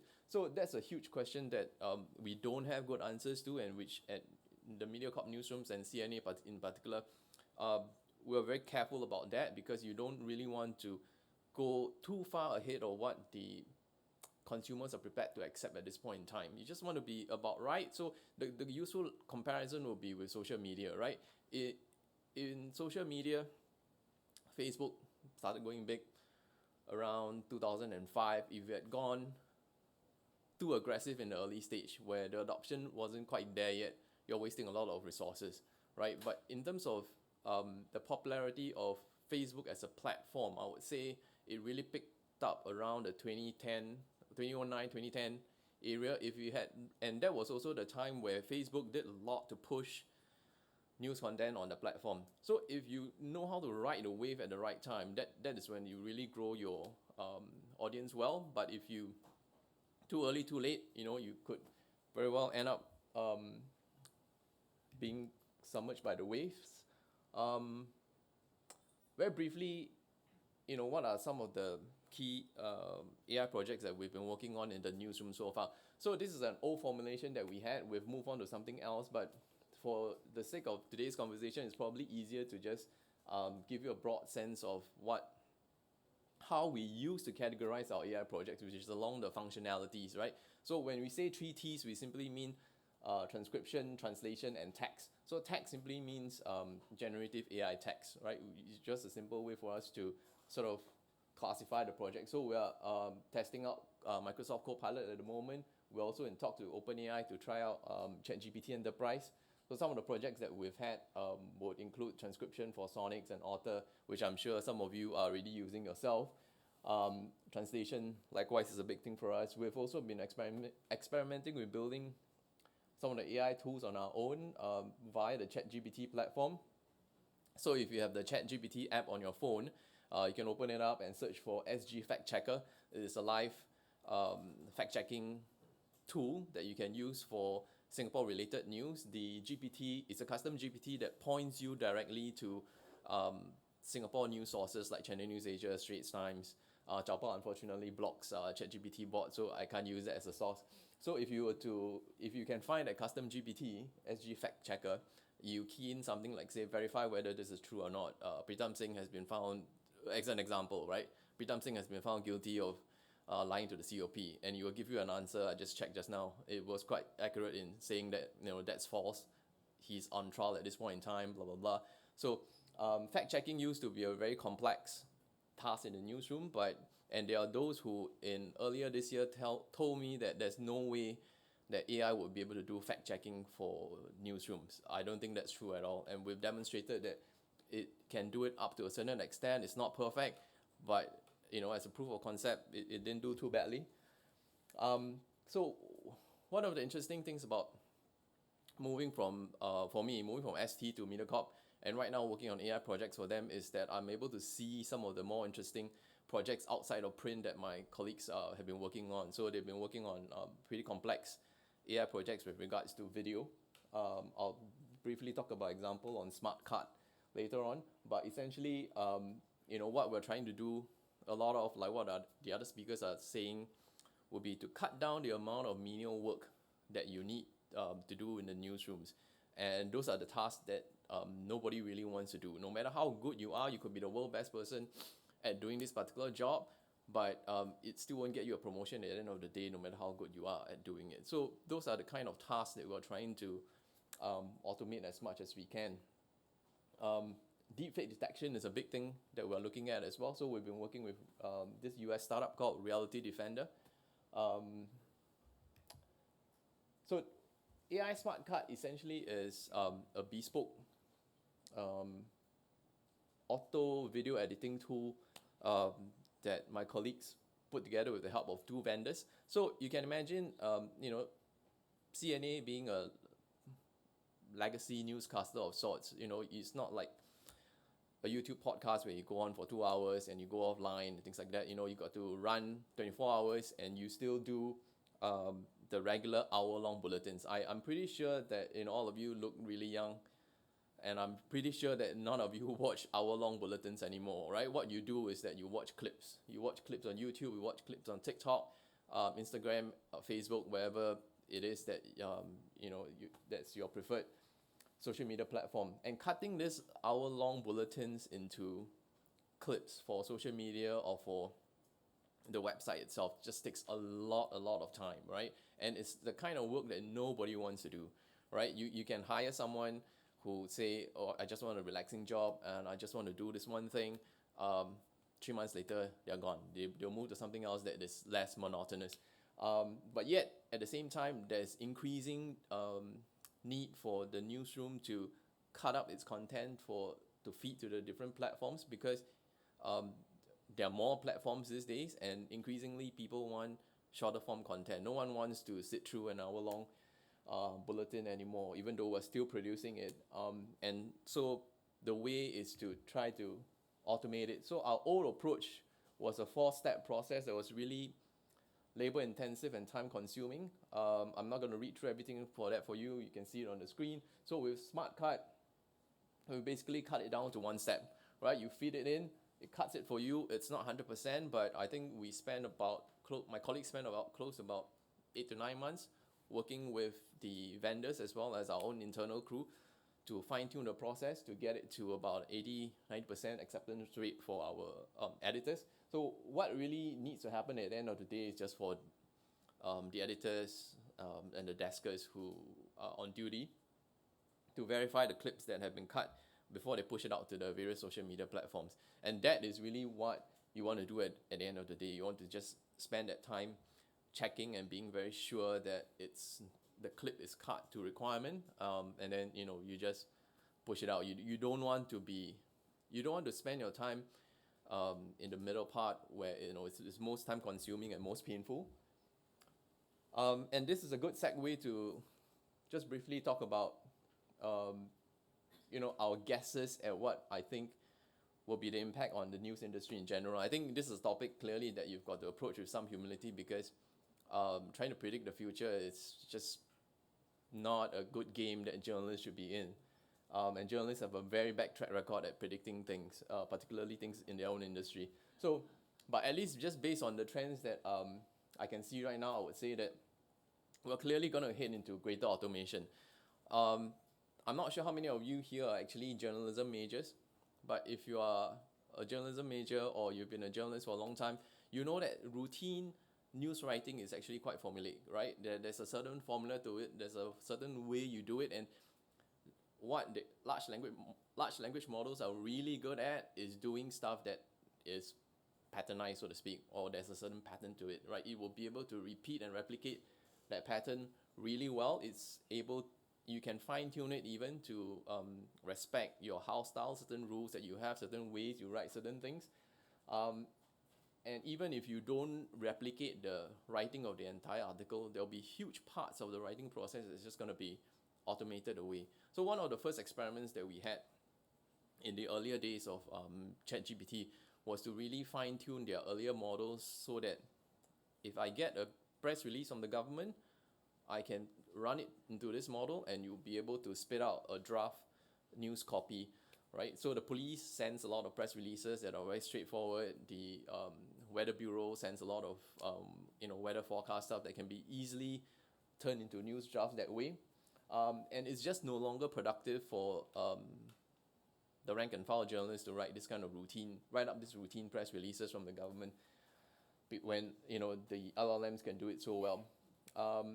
And if the automation part is true, then it's going to lead to a lot of new ways of working. In fact, it will force you to work very differently in the future going ahead, because the first question, of course, is what are you going to do with all the free time if you are no longer doing the menial stuff, right? So back when I was a junior reporter, right, I had to spend a lot of time writing up press releases that I would rather not write, but I still had to do it because my supervisor told me to do it. So if all the young journalists in the newsrooms no longer need to do all the menial stuff, what are they going to spend their time on, right? And that is a very difficult question to answer. The whole aspect of reorganizing the newsroom is going to be something that's going to take a lot of rethinking to figure out what's going to be the thing that works best in the future. Everyone will tell you, without having to think too hard, that investigative journalism is going to be the most valuable thing and therefore we should devote more time to it. But investigative journalism is hard. It's incredibly hard. And in a place like Singapore where there isn't that much of a culture of investigative journalism, you're not going to create it out of nowhere, right? So getting there is going to be really challenging. I'm not sure we have figured out a good pathway forward yet. And because of the new organization, greater automation, new skills and training are going to be required. And that's probably going to start with a place like this, right, in the Wee Kim Wee School itself. How are you going to train the next generation of young journalists who are coming up, to join the industry? Or frankly, it's an even bigger challenge for the newsroom itself. For those who are already in the news industry, how do you train them such that they're comfortable with the technology, not just to do their daily work, but to be able to do more than just what they have been able to accomplish before. And that's not easy. Having worked with journalists for the last 3 years in terms of adopting various newsroom tools, I would say that I'm not sure if it's fair to say that there's resistance. It's probably that they're so busy, they're so caught up with so many things to do on a day-to-day basis that they just don't have the bandwidth to just sit down and think, how can I devote 2 hours to learning how to use ChatGPT, Claude, or Gemini better, right? They just don't have that bandwidth. Even when I introduce a fairly straightforward tool for transcription, like Sonics, it's for Chinese, Malay, and Bahasa Indonesia recordings and things like that, right? It addresses a lot of the needs that they have in terms of getting that transcription, that non-English transcription out fast. But because they're so busy, we found that a lot of people just weren't using that software. And then when you ask people who have actually used it, they will tell you, oh yeah, it's great. The accuracy is good. The platform is user-friendly and things like that. But those who did not have time to even touch it to begin with, right? They just missed out on whatever upside AI was going to deliver to them. So figuring out, training both in schools like this as well as the newsroom is going to be another huge challenge. And the unfortunate reality is that some newsrooms and some schools have not even caught up to the previous waves of disruptions. So can you leapfrog like how certain countries leapfrog from landline to mobile? Maybe, maybe not. And if you can't leapfrog, yeah, you're going to be even further behind. I think that the last two cases are probably the areas which going to be most interesting, and that's going to have the most amount of impact directly on consumers, whether or not you're in the news industry, or whether or not you care about the news. The new players in the Singapore context in the last decade or so, I think in news, probably Mothership is the only one that most people can think of that's of some scale. There are small players like Marshare News and things like that, which are there, but I don't think they've really hit a big enough scale. And I think AI is going to further lower the entry to barrier for a lot more new startups, so to speak, to enter the scene, right? So what's going to be the new mothership of this generation? And I think that whatever comes out of this, you're going to see a far leaner outfit compared to, say, the original team that set up Mothership itself. Perhaps a team from WeKimWe with about 5, you might be able to do your own an entirely new media startup by vastly relying on AI instead of, say, hiring another 20 of your classmates. But the big question that we don't know, as I mentioned earlier, is whether there's really that much interest or that much appetite for AI generated content. The interesting thing again is to go back to the era of Facebook and to take some lessons from there. So as Facebook became hugely popular, some of you might be young enough to remember or old enough to remember this outfit called BuzzFeed, right? They were this news outlet that got really popular by running listicles, by running quizzes and games and all sort of stuff. They really boomed at the time. They took off as Facebook started becoming popular because they produced the kind of content that went viral on Facebook and that people like to consume on their phones, on the Facebook platform itself, right? So it was a symbiotic relationship and both took off at the same time. At this point in time, even though ChatGPT has been popular for about 18 months, close to 2 years, you don't really see a news outlet that's been able to write, or any news organization or news publication of sorts that's been able to, or even non-news publication that's been able to ride this AI wave quite in the same way that BuzzFeed did with Facebook, right? So there's still something of a disconnect between the AI trend and the news trend yet. No one's quite sure what's going to be the thing that helps you ride this AI wave to go reach more readers through the new way of distribution. So we shall see. But the new threats, I think that's something that we know that's going to be coming for sure, right? We tend, in respectable settings like this, we talk about AI in fairly benign ways. We tend to assume that it's going to be used for good. I can tell you that we're the minority.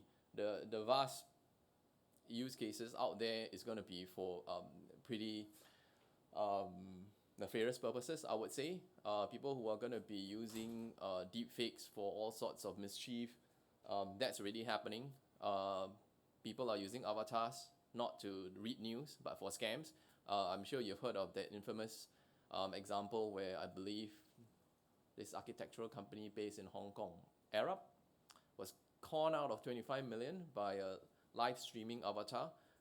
The manager told them to transfer some funds. What they thought was the manager who told them to transfer some funds. Sorry, you got to fact check this. I'm just going off the top of my head. But yes, we tend to in settings like this talk about how AI is going to be used for fairly, good purposes. But I can be very sure that, the people who are going to be using it for mischief is going to outweigh those who are going to be using it for good.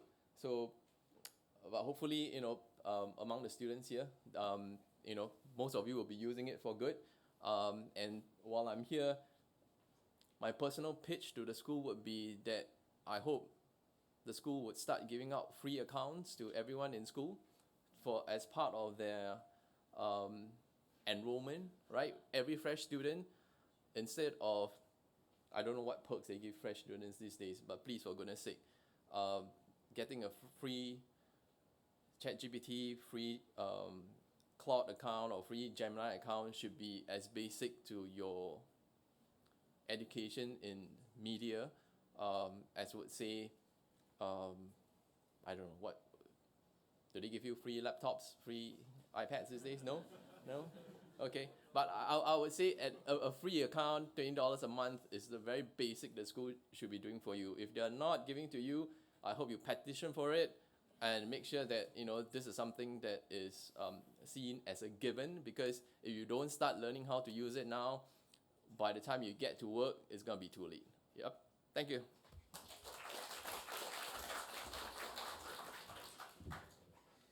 Thanks, Chin Hon. But the chair of the school is not here, so we'll definitely. I think it's a really interesting suggestion. So we move to our next speaker. Thanks, Chin Hon. Our next speaker is Edmund Chua.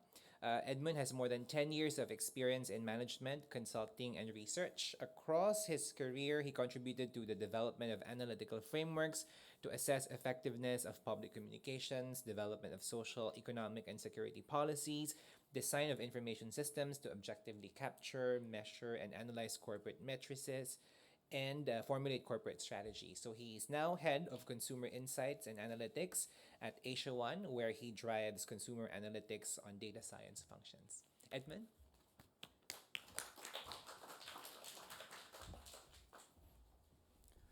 So to start off, I think it's a pleasure to be here with everyone, and I guess a bit of introductions. Some of you might not know that Asia One is a news publisher for right reasons. A bit of introduction about our history. We started as a product of a previous wave of disruption that Chin Hong shared about. So when internet came about and when the print media was being made to go online, actually Asia One was started as the digital media platform for SPH.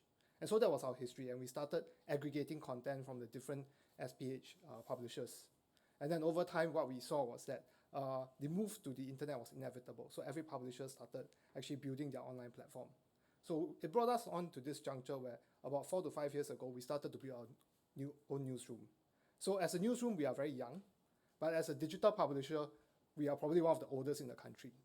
And so now it's actually quite exciting then to talk about what does it look like in this new wave of disruption. And so today I thought that before I started sharing a bit about what we are doing, I thought I also frame ourselves into thinking about what exactly is this term called the age of AI. Because I think we throw this term around very casually, but we do also want to just take a step back and really think about when does the age of AI really start? Because if we really look at the history of AI is not new. The first chatbot actually appeared in 1966 in MIT. So Eliza is actually a psychotherapist, and she's supposed to be able to give its users psychotherapy advice. So you are supposed to be able to tell her how you feel. You are supposed to be able to tell her what is going on with her life, and it can give you human-like response. Actually, when tested against, when polled, actually users actually said that its response were surprisingly human-like. Even in a blind tasting session, actually, it was found that Eliza, some couldn't even differentiate and identify that Eliza was an AI. So AI is not a new thing. But then it's not as though then back in 1966 that we say that we are in the age of AI and AI is going to disrupt the world.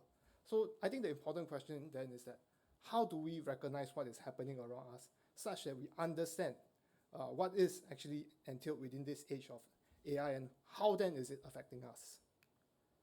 So I think to look at this, it's useful to look at 3 important milestones in AI development.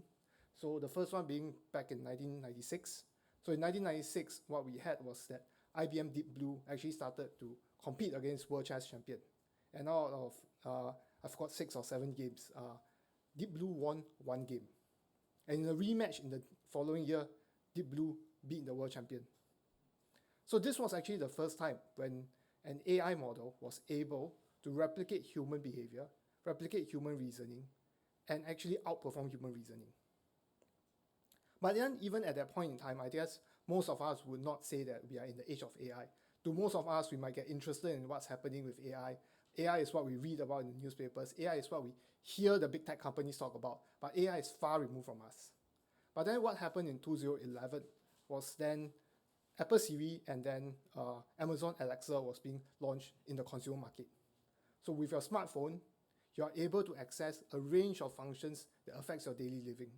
And this is something that is incredible because the access to AI is now spread across almost every consumer who have access to the internet. Compare this and compare to Eliza. Eliza runs on a huge mainframe. Just looking at the size of it, looking at the cost to maintain such a system in 1966, and looking at the kind of skills that you need to run that system, you can tell that there is a very huge difference in access to AI and to technology. And the next breakthrough then came with ChatGPT being released in 2022. So really, I think the very big difference at how we define what is the age of AI is really the proliferation of AI and the access to AI that all of us now have. And when we are talking about access, we are talking about three kinds of access. The first is physical access. Eliza was pretty much only accessible on MIT premises in that specific lab that it was housed. The second thing that we are talking about is accessibility in terms of cost. I mean, a Gemini account, a ChatGPT account costs you maybe 20 USD a month, maybe even less than that. To maintain Eliza, you need a full team of professionals. And lastly, we are talking about access in terms of skill. Almost any literate person is able to at least have some sort of meaningful conversation with ChatGPT. And I think this is how perhaps we want to look at what is then the age of AI. So my proposition today is perhaps that we consider that the age of AI is actually a period of time now, that access to AI with human-like reasoning abilities, without human limitations of attention span, to be available by general population, you and me, the man on the street. And so then one of the key defining characteristics of AI is that living in this age, not just in the newsroom, but in all aspects of our life, AI is integrated with many, many aspects of human activities. I'll just give an example. For those of you, if you have experimented with Gemini Pro is integrated with your Gmail, it's integrated with your calendar, it's integrated with Google Maps, which means that with Gemini Pro, it is able to identify for me when are my flight schedules. With my flight schedules and with the kinds of location that it can detect on the schedule, I can ask it to plan for me a travel itinerary. And through Google Maps, it is able to give me recommendations for food, it is able to give me recommendations for attractions, and it is able to plan my schedule in a way where the time makes sense and the transport makes sense. And on top of that, it gives me accommodations recommendations. And while doing so, compare prices and tells me what are my options. This is the degree of integration to human life that AI has. And what we are seeing is that this degree of integration will move into the newsroom as well. And so the question then is, what does it mean for journalism? And I thought the first part to look into this is that AI is really a lot more than just ChatGPT. And more than that, within the newsroom, journalism is more than content creation. I mean, we have seen use cases in content creation, but what we understand is also that the entire newsroom runs on a whole set of value chain activities. Chin Hong is very right to say, we run as a team. Within the newsroom itself, there is a research process that happens. We look for the stories, we do our fact-checking. There is a curation process. During the curation process, that is the process that a lot of us are familiar with, the pitching of stories to editors, the decision on which story to pursue and which story not to pursue, and then subsequently the content creation process. Even within the content creation process, we see that there are so many final steps involved. Right, the first draft, subsequently the editing, the sub-editing, the fact-checking again. All this are being influenced by AI. And there are AI applications for every step of the value chain activity. I think you have heard Eating sharing, you have heard Chin Hong sharing about how various applications are being deployed for content creation. But beyond content creation, what I would say is that AI has its applications in other parts of the value chain as well. At Asia One, a lot of our focus had been on using AI for research. AI, as a content creator, has its problems with hallucination. But I think in our own attempt, what we found is that AI as a research tool, for example, in fact-checking, or for example, in being able to scan through large volumes of content and document and being able to find salient points within that volume of information is a wonderful tool. Of course, we still need the humans to fact check, but that itself gives us a whole frontier of possibility that a human cannot accomplish. So over the last 2 years, actually one of the things that the team at Asia One did was that we developed our own social listening model. So in the past, when I was a public service analyst, social listening worked like this. As a single human, I would scan through social media. I will randomly pick up maybe 100 or 200 comments, and by hand I will start to label them. And then I'll start to try to group them. Of course, we have human errors, we have human biases, we have human limitations. I could do that at that point in time when I had only maybe 100 or 200 comments to deal with. But for a huge controversy, like for example, what happened with Minister Waran's trial, you have like 5,000 comments going out at the same time. There is just only that much that I can do. The best that I can do was sampling, and the amount of labeling and clustering I could do as a human was just that limited. But today with AI, what we could do is that we could scan across the social media sites. We could pull in all the comments that we could find, and we could use the AI to objectively classify. And when the AI classifies, it doesn't just classify on one dimension. It classifies on multiple dimensions. It identifies the entities, it identifies the events that are happening, it identifies the emotions as well as the sentiments. And with that, it clusters the opinions, and it allows us to actually understand what is on the public's mind share. So actually last year, this was what we did. We deployed this tool actually for journalism. So during this process, what happened was that during the Redoubt Road incident, for those of you who remembered, the news broke in two phases. Initially, we had people like Kenneth Jararatnam on their own social media pages actually saying that there was some possibility of mischief or actually misconduct with regards to Minister Vivian and Minister Shanmugam's purchase, or rather lease of the Redoubt Road colonial flats. At first, the story didn't break. It wasn't something that was big on public attention. But at that point in time, we were already doing our social listening measurements, and we actually saw that quiet noise being built up. And then at one point in time, then the ministers decided to clarify, and PM decided to ask CPIB to investigate into the issue. That was when we saw that huge spike in actually comments on social media. So what we did was that with the tool, actually we identified that at the point in time when the story broke, what was actually on people's mind. So for the whole issue, there were a lot of noise. People were talking about whether or not there was actually corruption involved, whether or not there was actually conflict of interest involved. People were also talking about whether or not it was a fake.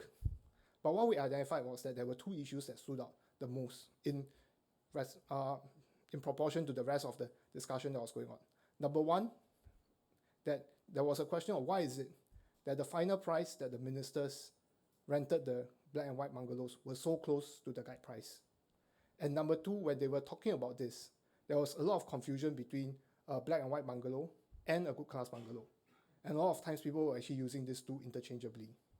So with that understanding where the public mindshare was, what happened in that time was that the researchers then told the journalists that we should focus our stories in this area. So within 7 days, we managed to script, we managed to shoot, and we managed to actually cut and release a 25-minute video really addressing these two issues that the public were concerned about. So in the end, I think the results were as such. Quite good results for a relatively small publisher. So about 600,000 views. And I think what we were really proud of was that it managed to engage our audience with a almost 5-minute view-through rate. So I think beyond this, then we are talking about curation. We deploy AI also to study our users' behavior. So in the past, actually, to study user behavior, to understand whether or not content is a type of content does well. For example, if you have a hypothesis today that our users prefer content on education, and they are looking at content on what is it to actually study overseas. How much does it cost, and what are the benefits of studying overseas? That is a good hypothesis. But how do we then decide if people have traditionally been consuming this kind of content? Actually, without AI, in the traditional manner, you would have to pick up, again, all the pieces of content that you have published. So maybe 1,000 or 2,000 pieces. Try to identify which fall under this and which doesn't fall under this. Label them by hand in the process, get get frustrated as a human, as well as make a lot of mistakes. And then you try to compare the average view-through rate as well as the average page views of those content versus the other content. Today with AI, we are able to actually label our content along multiple dimensions simultaneously every day with the news operations. So with that then, with all the dimensions that is possible, we're able to identify what are actually characteristics of content that make a piece of content do well. And so the first thing that we see in the dynamics in our newsroom is that a lot of times then at the curation stage, content decision becomes a lot more of a science. So traditionally, without actually analysis along all these dimensions, it's really your gut feel against my gut feel. My gut feel tells me that this is newsworthy. My gut feel tells me that people will read it. I might get it right, I might get it wrong. If we disagree, pretty much in a more hierarchical structure, what the boss says goes. But today, a part of those dynamics still exist, but a lot of it is now grounded in science.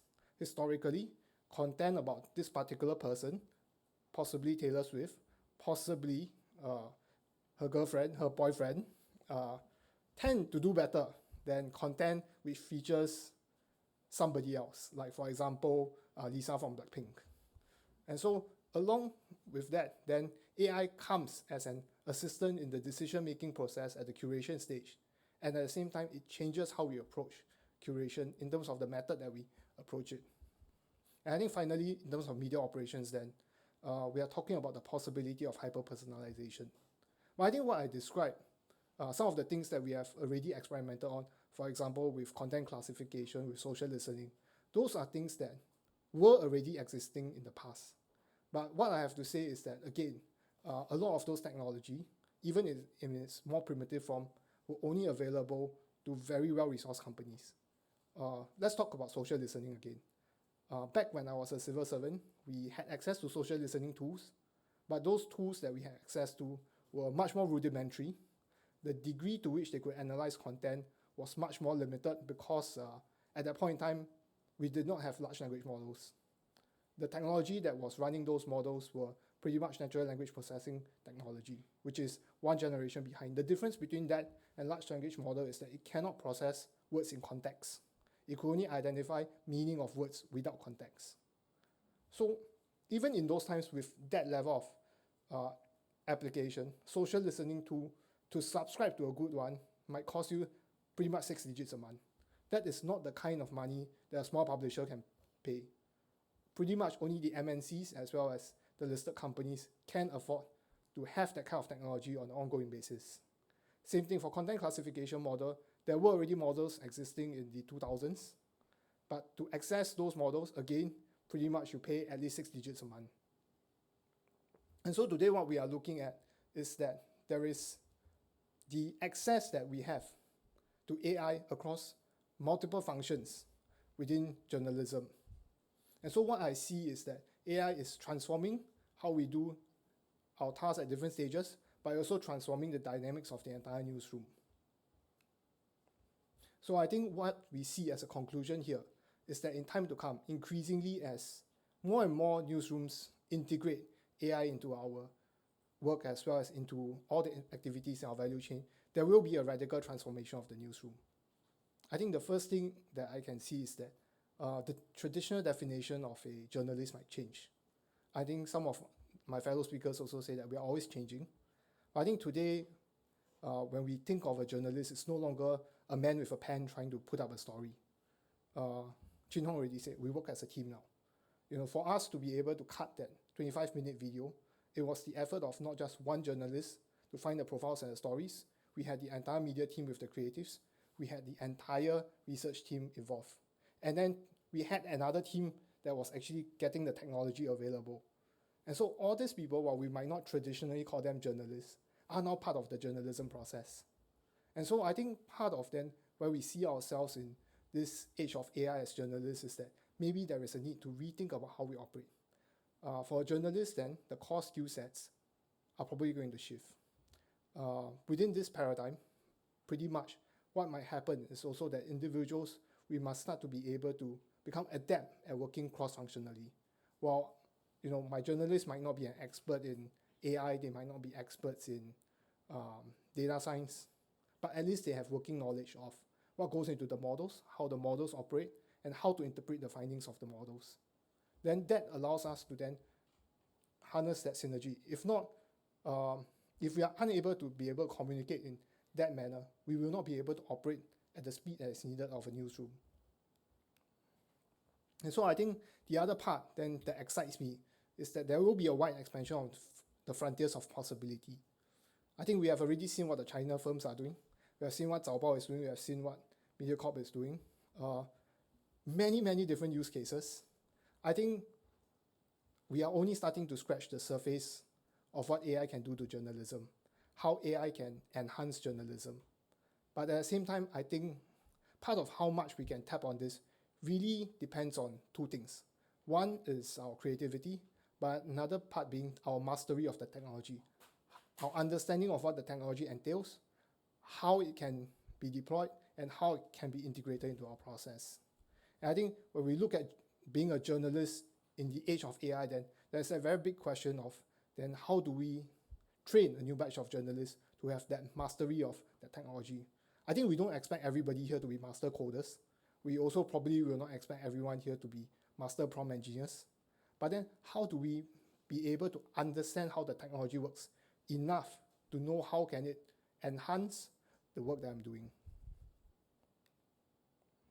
But I think there is also a very harsh reality, which is that at the get-go when we talk about AI in journalism, the first thing that most people are thinking about is content creation, and rightly so, because that is the part of the value chain that is most labor intensive.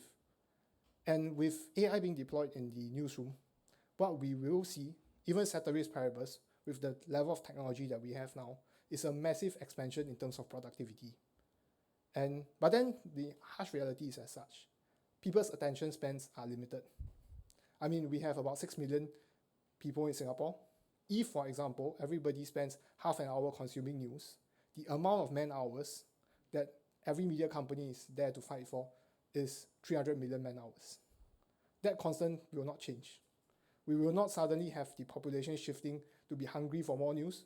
We will not suddenly have a spike in the population, although the government wants that. But then the problem is then, how do we compete within this environment? And I'm actually quite happy to hear, at least for those of us here who are in the industry, the approach is not to go brute force and create a lot more content. But I think we do have to accept the reality that even if we don't create a lot more content, there will be a lot of individuals who will be creating content. And Chin Hong has already shared, the barrier to entry for this industry is dropping. There will be a lot more UGC, there will be a lot more boutique content creators, some claiming to be newsrooms while operating without the integrity of one, and some really becoming newsrooms in time to come.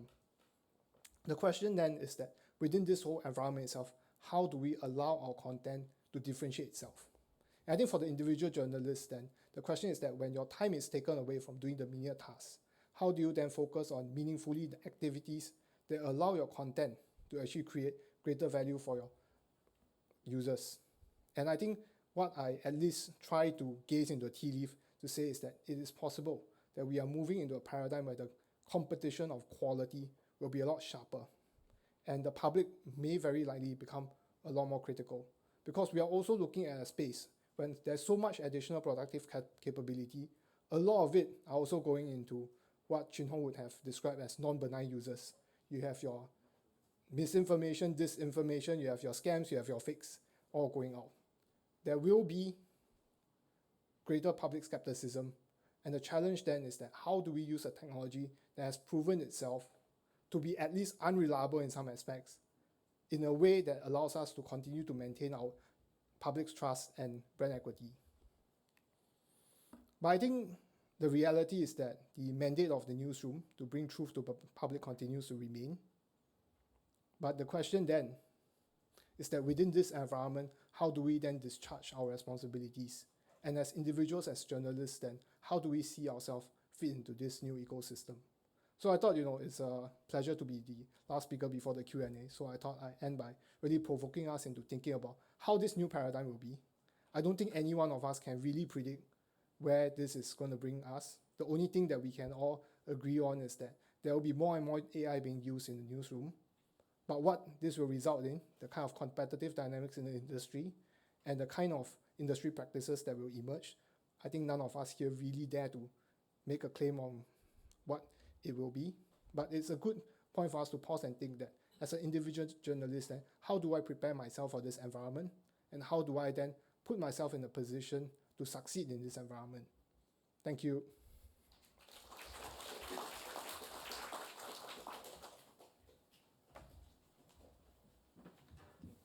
Thanks so much, Edmund. I will now invite our speakers and our moderator to be on the stage. So I will now introduce the moderator for today's panel discussion, Dr. Sherwin Chua, who's a former student. And I think for our students also, not only do we get all these new knowledge, but it's inspiring to see that both Chin Hon and Yiting are alums of our own program. So it's very inspiring to see that. And Sherwin is also an alum of our program, but he just joined us as a faculty member this semester, and we're putting him to work as soon as possible. So, Sherwin? Thank you, Edson. So, first, on behalf of the Weekend We School and NTU, thank you very much for joining us today, and also thank you very much to the panel for being here. I think it's a wonderful opportunity that you'll have come to share your thoughts on AI and allow us to actually learn from the industry experts and practitioners. First, I would like to set some time guidelines that we have about 1 hour to do a to do a panel discussion, of which the last 15 or 20 minutes will be reserved for questions from the floor. And in our discussion, so we can take it in any direction which you all like.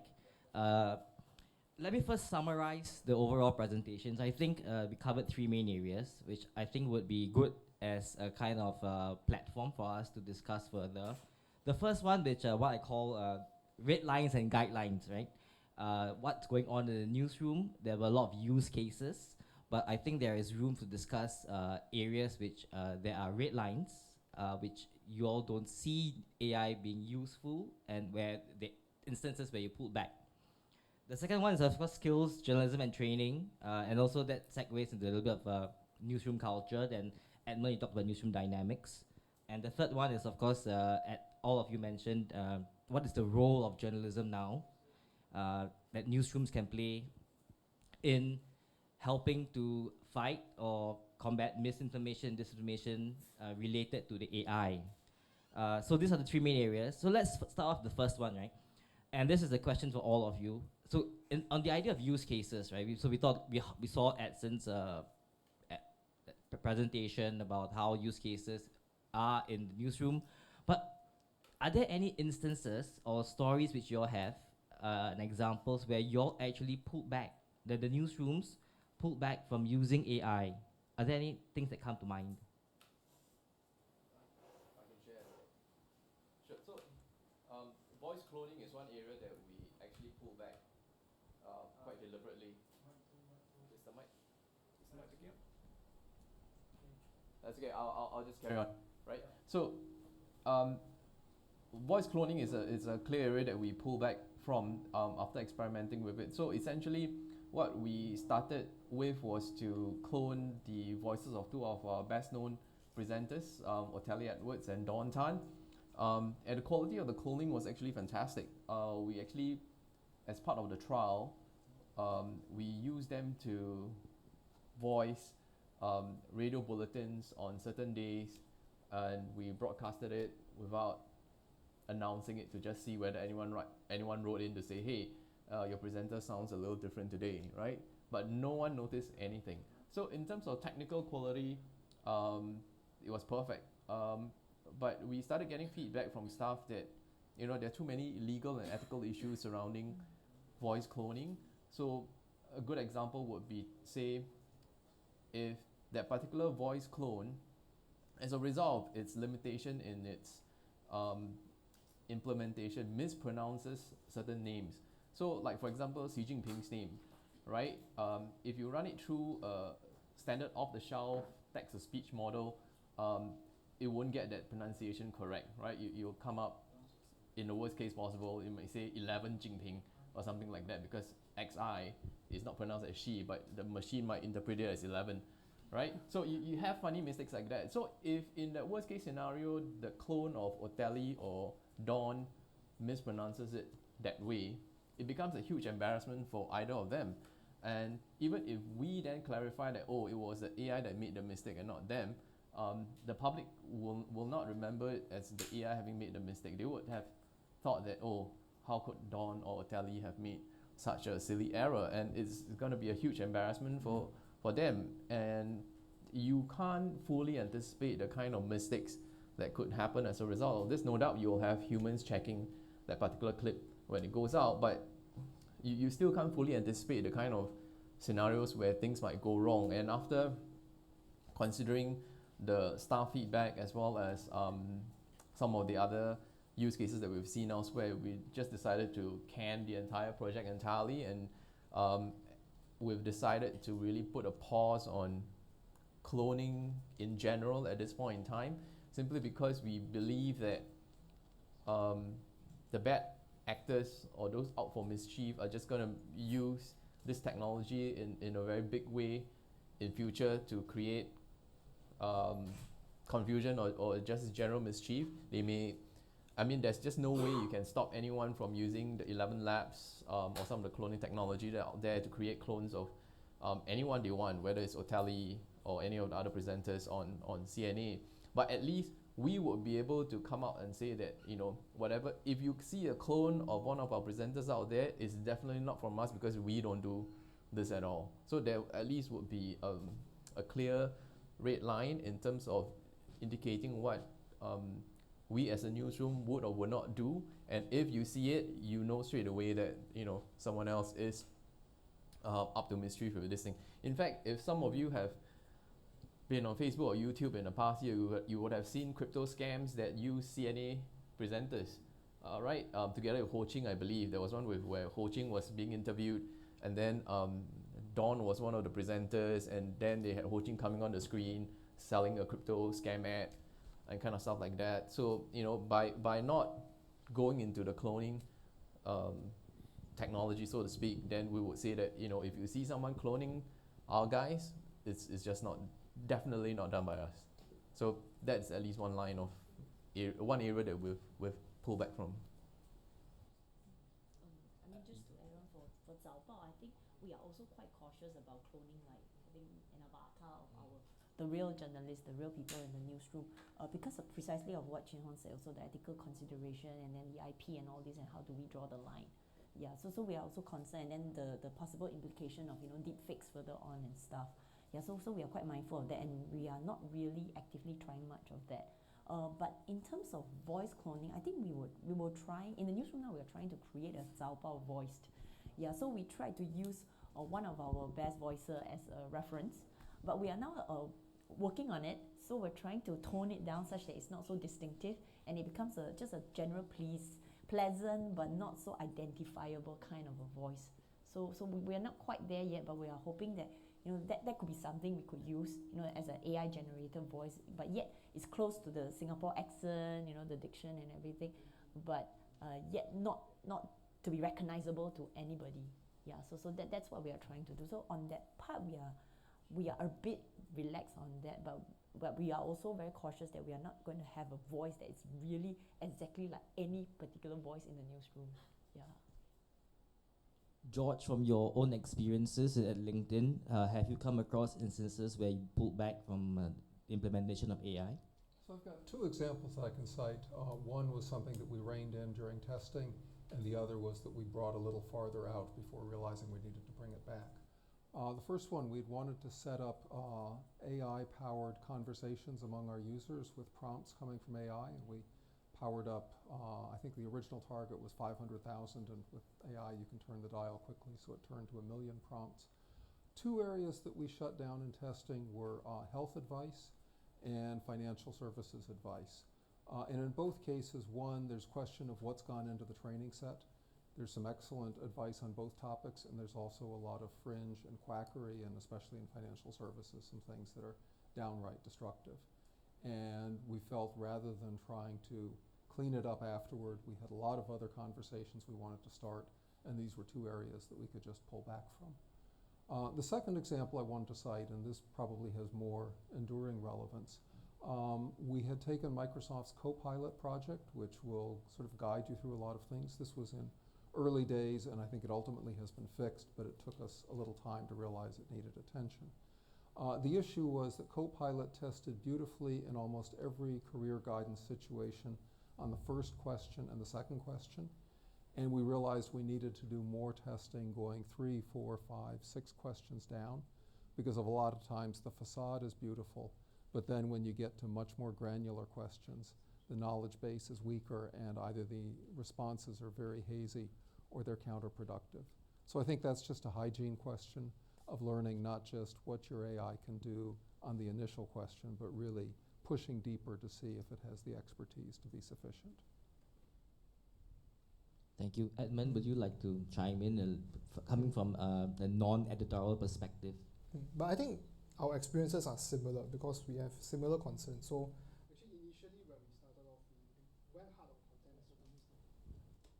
When we started off, we went hard on content as well because we thought that that is the area with the highest ROI.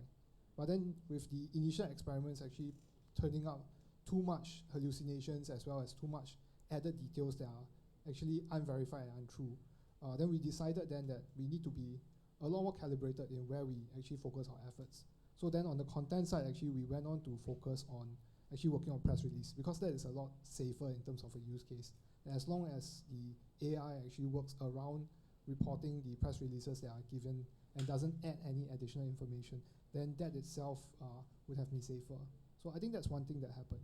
The other part of the house was also that we also intentionally made it such that journalists, again, should not directly put embargoed information into open LLM models because that has got concerns with respect to regulation as well.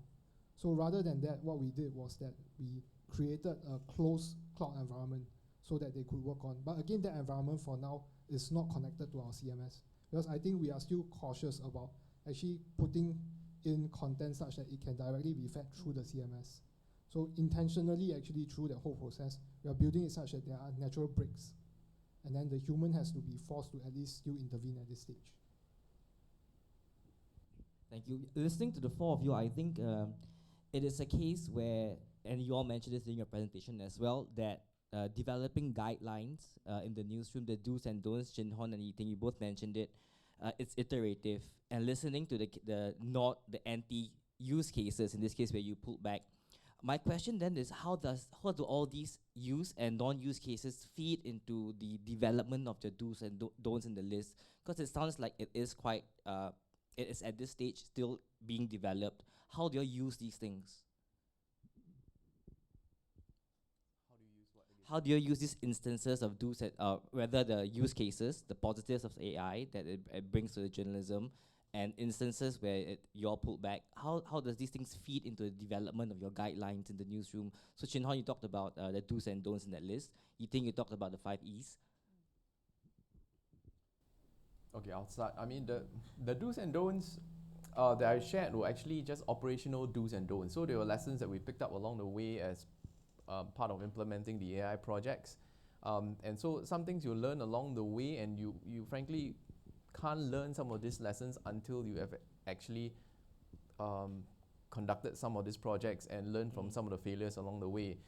The guidelines, however, are a totally different thing. So I was fortunately or unfortunately part of the team that helped to draft the initial AI guidelines for MediaCorp as well. And that was a very long process that took months and months, right? Because it needs to go all the way up to the C-suite. Then inevitably there will be concerns from various parts of the company, and when that gets into the meat grinder, things naturally took a long time. But I think our guidelines, they are not public yet, so I can't share too much about it at this point in time, but I would say it's really no surprise. I mean, if you read all the AI guidelines that are public right now, they will talk about very generic stuff like, or maybe generic is too unkind a word. They will talk about very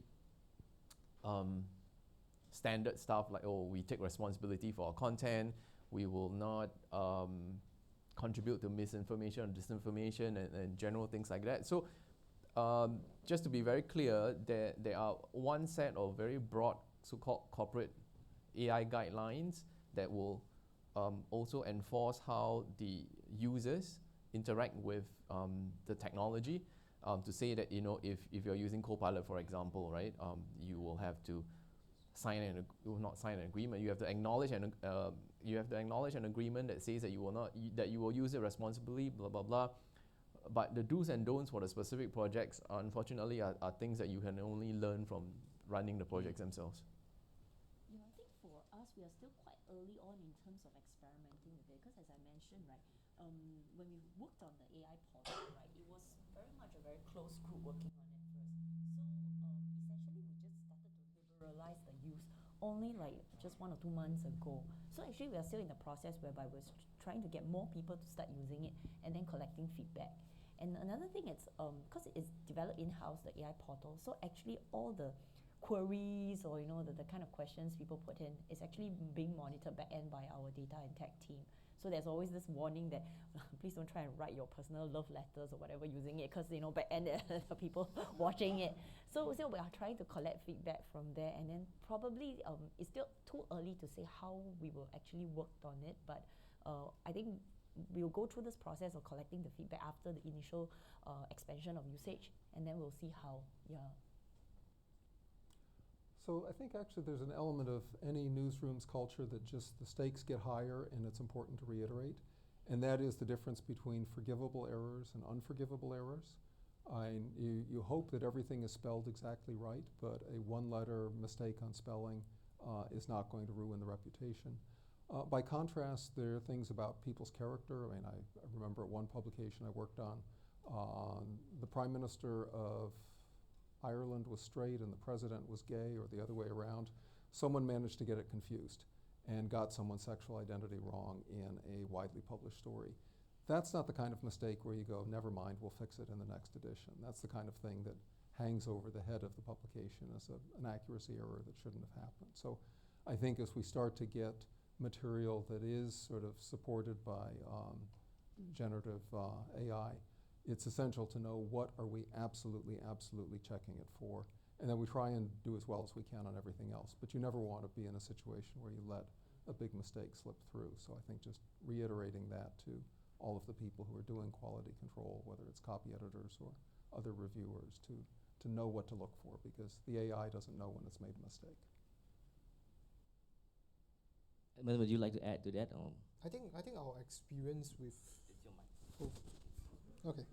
I think our experience in the newsroom is that actually organically, journalists are not naturally propense to experiment with AI, except maybe trying to draft a story using public version of ChatGPT.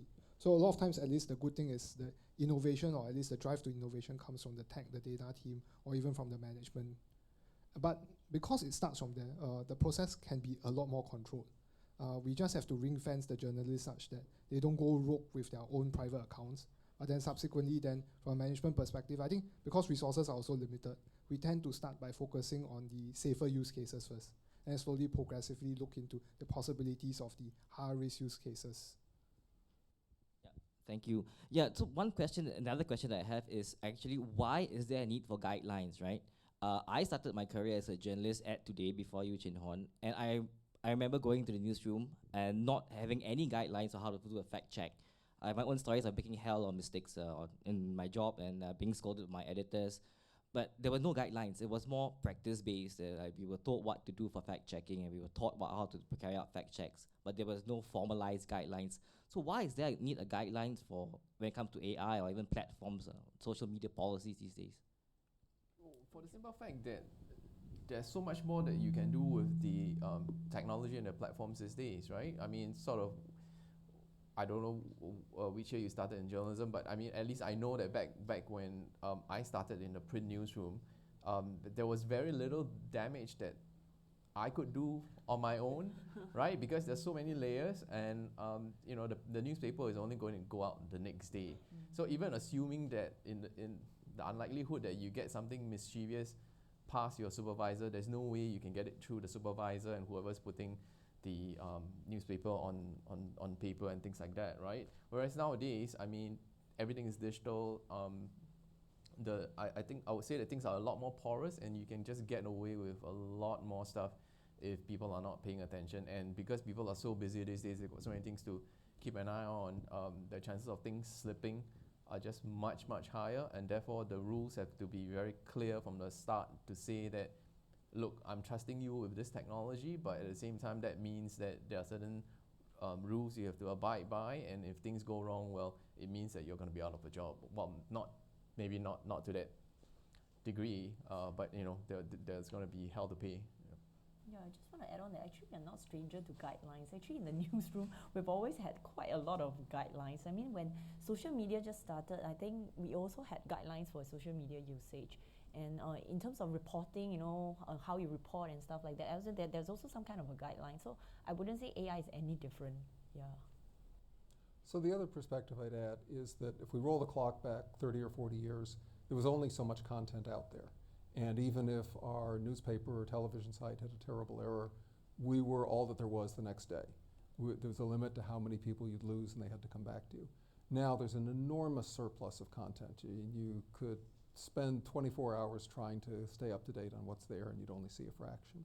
And the result is the only way you can claim a larger share of that is to be seen as credible, informative, well-constructed.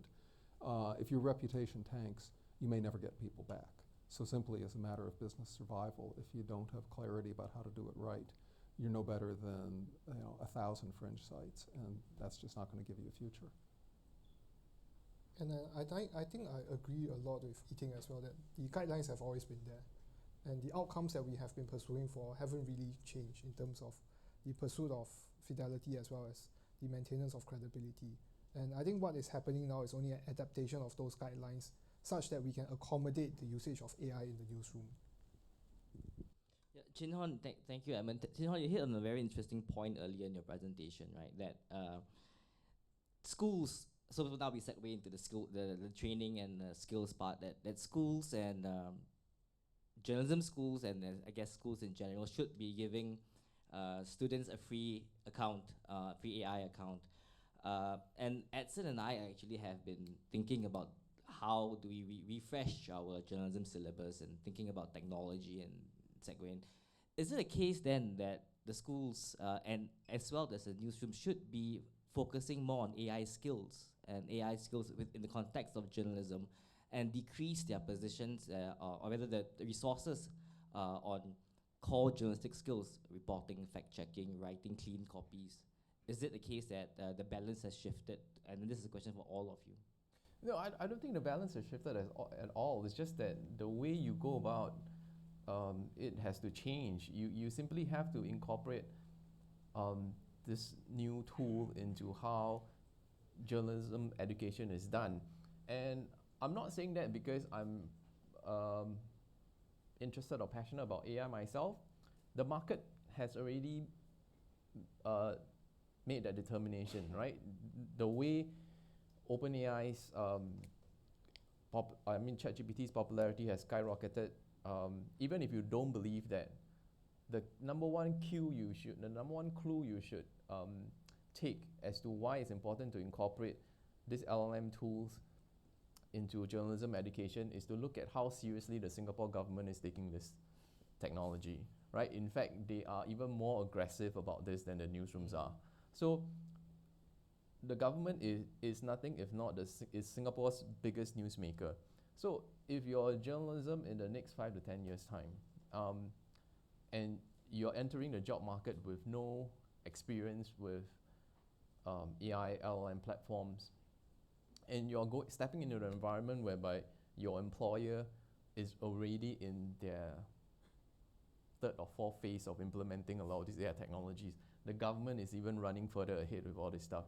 You have no chance of figuring out how to be competitive in an environment, to be very practical about things, right? Because the key thing is, if you're a student from this school and you enter the newsroom, you want to be competitive. You want to be seen as the person coming in with already a very high level of experience in this area and how it applies to journalism.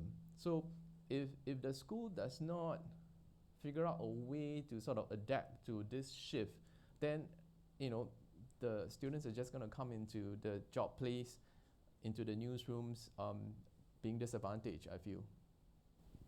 I just want to add on that I think, as I said just now in my presentation, that AI is like, augmenting journalism, but not to replace, right? So yes, that's a basic level, but that's not the be and end all. It's like, yes, that you need to have that kind of skill to be a more effective journalist in the future. But I think there are still some fundamental skills and core skills of a journalist that sets you apart from an AI-enabled journalist. Because increasingly now, I think, to upskill is not just the ability to use AI, but also the fundamental skills of, like going out to do a reporting, being observant about things, talking to people. I think these are all the soft skills that a good journalism piece would require.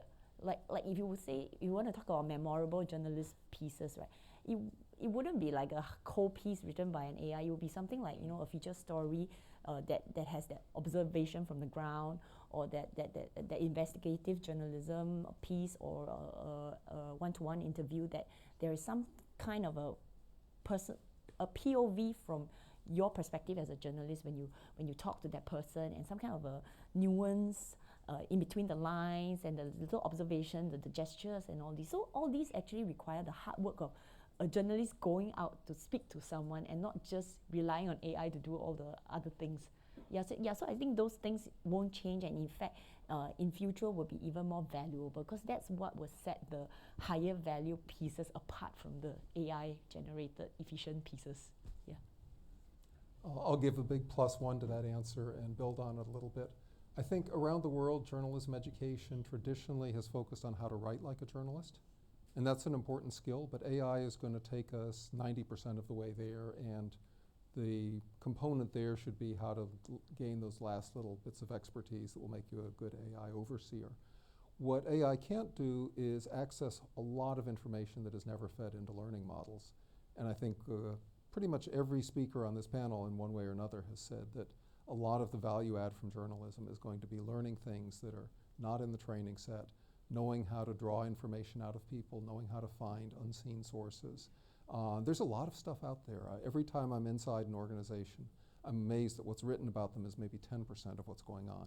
And there's a whole bunch of other stuff that's interesting that doesn't surface. So I think journalism education will turn more to how do you become a good finder of information, extractor of truth, someone who can build those human narratives and those investigative pieces. And there's a lot of work to be done that AI won't get to. So I think that would mean a reshifting of the core, but I think that could be really valuable. And I think where I echo Chin Hong is that if we make the tool available, and I like to believe that I can trust in the economy of things, whereby if the tool is available, then how students use the tool itself will actually start to shift the dynamics in terms of their learning already. Because you will still be teaching how to do, for example, writing, but for those who are using AI and who are using AI to save time on the initial drafting, then they are able to actually spend more time on conceptualization, more time on actually finding meaningful content. And so that shift of dynamics itself, I believe, will happen naturally if the tool is already made available. But then, of course, then among students, there would definitely be differences in uptake. But then we will start to see the difference in education outcomes as well among students who then pick up the tool differently. And this sort of resonates with what Chin Hon mentioned earlier, right? About using AI for investigative reporting, and there's shoots there.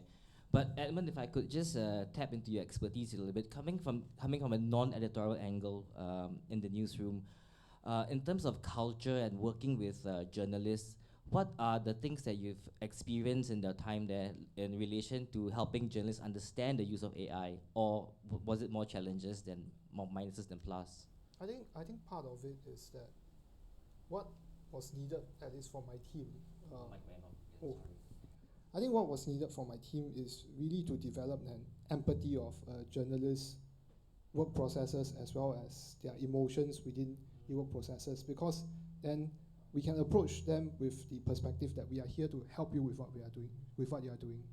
I think if we are able to make the case that we are here to help you save time, we are here to help you to be able to focus on the more interesting things that you have always aspired to do back in school, then that itself helps in the uptake.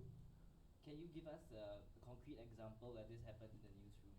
I mean, for one, actually content generation is something that younger journalists will be very happy to jump on. Yeah.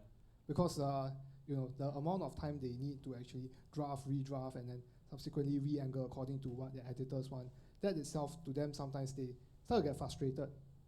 And then also in terms of fact checking itself, making the case to them that actually if you do not use AI directly for content generation, but you use AI to check your facts, that itself can very quickly cut down the amount of time in which you need to gather the amount of references that you need.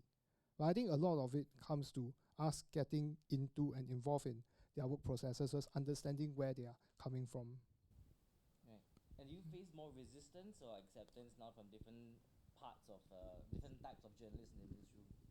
I think we are seeing slow acceptance because the caution against what the risks of AI are is still very apparent. So I think more of the caution happens on that end of the house. Actually, it will be interesting to ask you, Sherwin, as well as Edson. What's the percentage of your students you think right now are using ChatGPT regularly for coursework? Well, based on the assignments that they submit, I think it's about close to 90%. I think, and then the rest find some ways to circumvent the system to not make the AI detectable. So how are they punished? How are they punished if they use AI? Or are they punished? Yeah, I mean, I can't speak for Edson, but my approach to using AI is the same, similar to the newsrooms, that I encourage them to use AI as either a fact-checking tool or language refining tool, but be transparent about it. You need to put it up front and say that this is how I used it. So when I'm marking scripts or I'm listening to your presentations, I know how exactly it was used, and I can sort of manage my expectations. Yeah, but it's an encouragement. That's my personal take on it. Yeah. But are they always upfront about it? No, not all the time. I wish they were, because I don't see but it's not about me right today, but I really don't see there's, like you mentioned, there's no reason to be not to be so resistant to it. It's just a matter of how you use it. Yeah. So back to the point of investigative journalism, Chin Hon. You mentioned about shoots, right, earlier on, and you talked a little bit about it.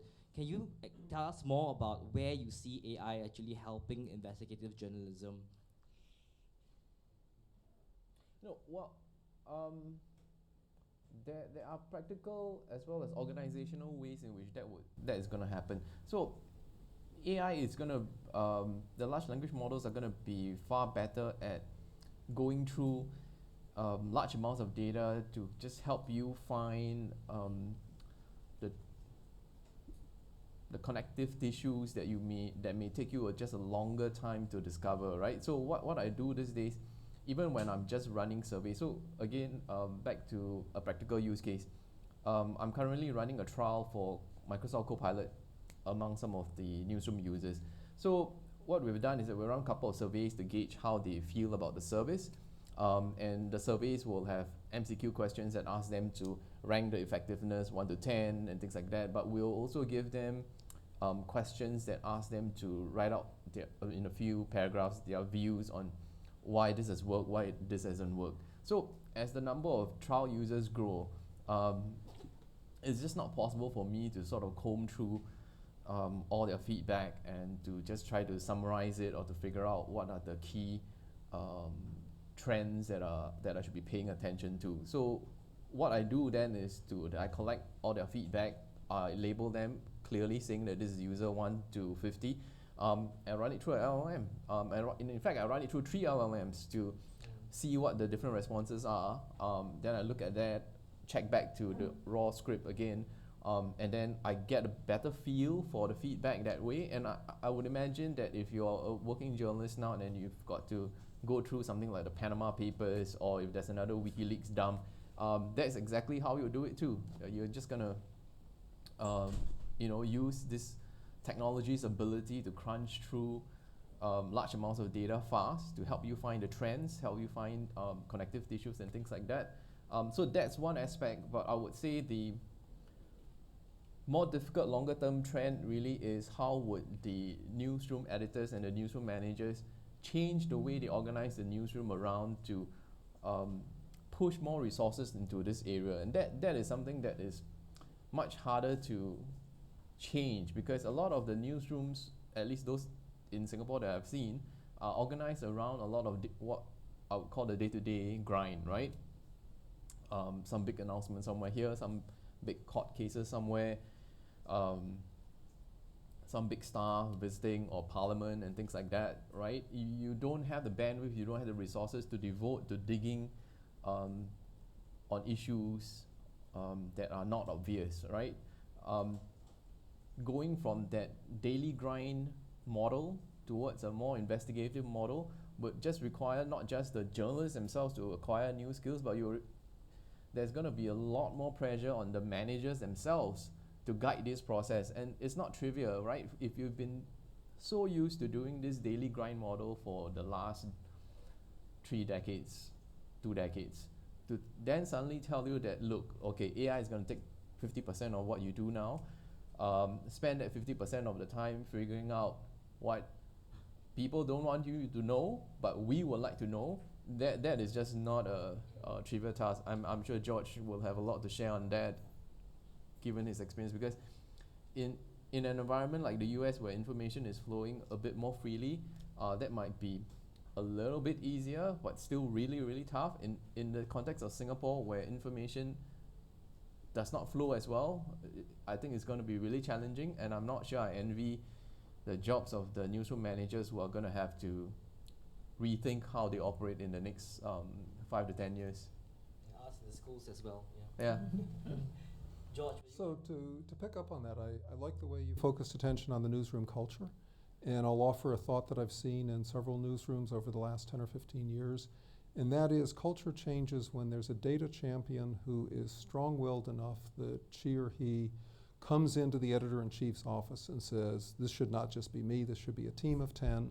And that team of 10 is then built with that person in charge. They move from frontline to fairly high-level managerial. And if necessary, other parts of the team are offered early retirement to make room for that to happen. It's a bit abrupt, but it's the world we live in now. And there's some amazing data sets. I'll give you 2 examples.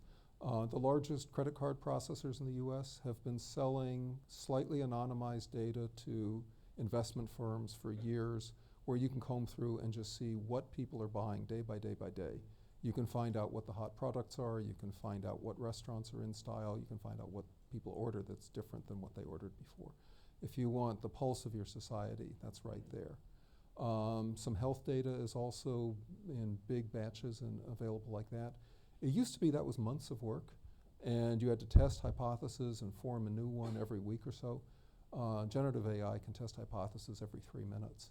And the ability to extract insights from that, crime reports, unsolved crimes, arson, almost every social issue, there's now enough government data, and if you're in a culture where the government shares it, that's great. If there's an opportunity to get the government to realize that strong coverage will make for a better society, I just see this as a huge growth area, and I think you're absolutely right to point attention to newsroom culture.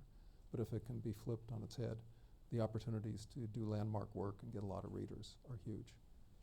Thank you. My former professor and now colleague and floor manager tells me that we should move to Q&A because dinner will be ready soon. Can we open up the floor to question and answers?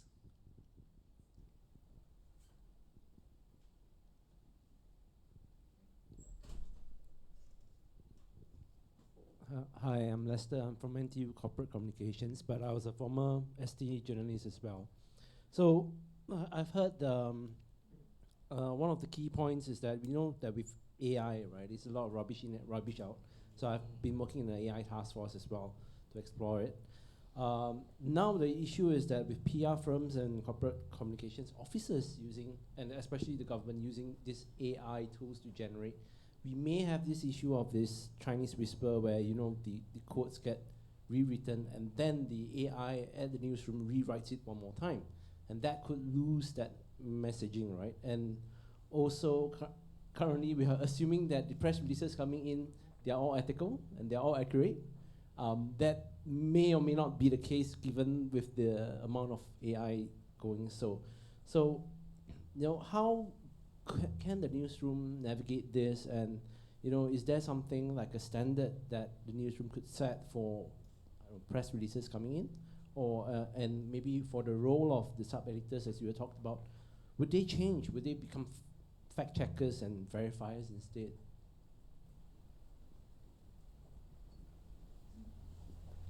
Thank you. Edmund, would you like to take the question given your experience in the civil service and the communications role? I think You can try. Is your mic working? is the mic working? Okay, it's working. I think well, just to cover, I've never been in a direct comms role in the public service, but I think the kind of risk that the public service or the civil service has to take with respect to putting out a press release with false information, I would reckon is a lot higher than the risk that a newsroom would have to take to put out an unverified piece of report. So I think just systemically, even at the leadership level, the political risk that the leaders have to take, and even down to then the career level, where the kind of career risk that individual civil servants have to take to allow a piece of false press release to go out and to stay out without being corrected before the embargo time, I think that kind of risk provides a natural incentive for the civil servants to ensure fidelity of what they are putting out. So I think if you are asking me whether or not the use of AI will compromise that, I think what I would say is that at least I trust in the fact that the natural incentive system in the system itself would prevent people from allowing that kind of error to happen. I'm just going to add quickly to that question, somewhat indirectly, and say that his question gives you a great way to extend this symposium further in a series by doing PR in the age of AI, government comms in the age of AI, because frankly, that's exactly what you need to do. You need to get the practitioners to come in to talk about what is actually happening in the field for them. I think one of the pioneering students, Volvo, some of you might know him, he's pretty big on implementing AI in his boutique PR agency. So, you know, he'll be a great person to get to come to talk to your students about this. And I think the thing that we don't talk about a lot, but which I think you should persuade some of your contacts at MDDI or other government agencies to come here and share their views, is that government comms, government communication is going to be changed in a big way by this thing as well. And far be it for journalists to speak on their behalf, it's probably better that they come here and share how they see this thing changing, because what they decide to do or not do with this technology has huge implications for the newsrooms here in Singapore as well. I mean, from my perspective, yes, we do get a lot of press release, but very seldom the news just goes out based on what the press release is written. I mean, that forms the base of the news, but very often you will still have to collect many more extra information to add on the story, or even comments and opinions. So I wouldn't say that the fact that you have all these AI intervention, in all these PR release generating stories, right? It will actually skew the way we do our stories very differently. In fact, all the more, I think I remember recently, my news editor had this story whereby I think she detected that one of our journalists, right, she went for an event to cover the event. She went to cover an event, but then she was saying that why is it that the quotes that she used tend to all just came from the press release and not anyone from the event itself. So I think the journalist was then being questioned that that's not the right way. If you go to an event, you're supposed to speak to people and not supposed to just quote off the press release. So I think all the more we have to be more discerning in this approach, and I think journalists will have to learn that the press release is just a very basic fact sheet information, and there's still a lot more journalist work that needs to be done on top of that. Yeah. Just to offer a brighter prospect too. We did a little exercise in one of the classes I was guest teaching on taking a Singapore Airlines price cut and looking at how that was covered, not just here, but also at the South China Morning Post and the Manila Express, and how news looks different in different places. It would be quite easy for an editor at a news organization to say, take the basic press release, but add in information about the last time that Singapore Airlines cut prices, or how this compares to prices at another airline. A lot of the stuff that would take you half an hour or 45 minutes as legwork, your AI could pull up for you in a matter of seconds, and you could have a more rounded story. Thank you, George. Next question.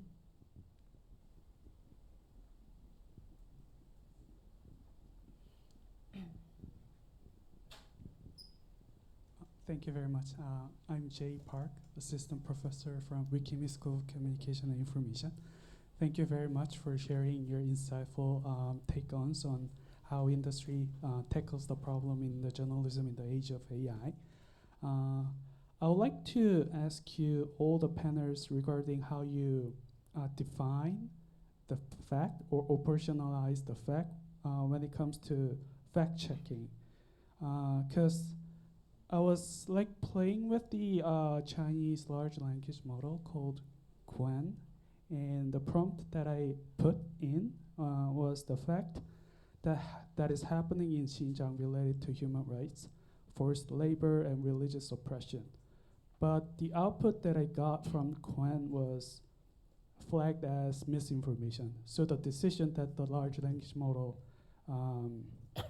has made is, even though assumably that's the fact that we all know from Western perspective, that the Xinjiang is kind of like an oppressed region related to human rights, but Chinese AI, the large language model, flagged that as a misinformation. So I think that tells us about how we can think about the fact as a social aspect of like mutually understood phenomenon as a fact.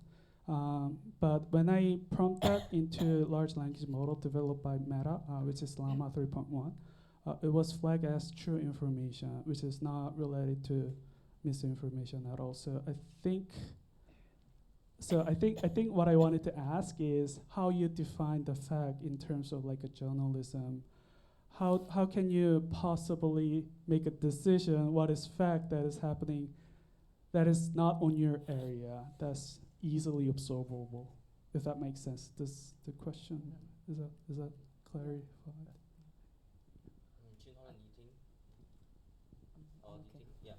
I think we are mindful that I think different generative AI, depending on where it came from, I think there will be inherent biases, because of the kind of data that you feed into it in the first place. So if you say in terms of newsroom, in terms of fact checking, what do we mean, right?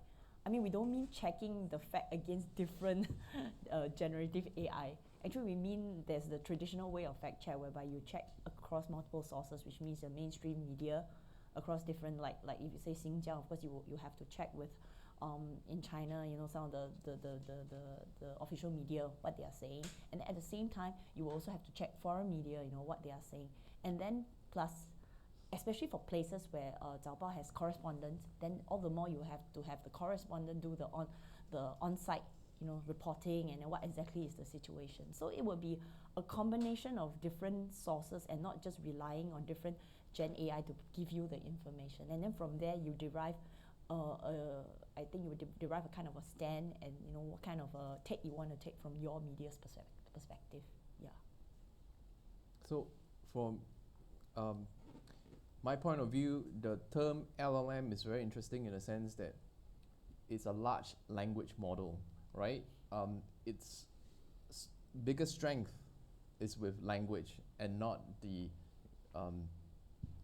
so-called facts in it. It's not called a large facts model for a very good reason. So my default position, and when we are building fact-checking tools, is that we distrust every single LLM's training data because simply we do not know what goes into it, right? So the default assumption is that the training data was good for building some of the language capabilities of that model, whether it's translation, transcription, or just general rewriting and stuff. That's great, but I do not trust the data that was used to train it in terms of its factual accuracy. So when building like that SG fact checker tool that I told you about just now that you can try, the prompt for that fact checking tool goes up to about 1.5 pages, and some of the very clear rules in the prompt would be for the model to say, disregard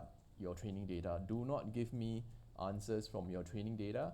Only give me answers based on these sources that I want you to check against. So long story short, fact checking using LLM for us work only when we direct it to answers from trusted sources.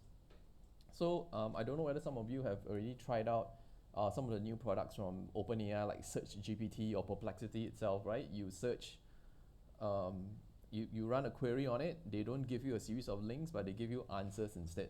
And we've told OpenAI that, look, we want to use this tool, but unless we can customize it for ourselves, it's not going to be that useful, because we don't want an open web search. We want to be able to tell this particular tool to only use these sources that we regard as trustworthy. So if we want to create a fact-checking tool for only Singapore news, for example, then I would want the answers to only come from CNA, ST, Jiaobao, 8World, all the sources that I know that are reliable for Singapore news, and that I don't have to spend extra time verifying the answer, every line of the answer, each answer that I get. Because if the answer is coming from some pink slime website somewhere in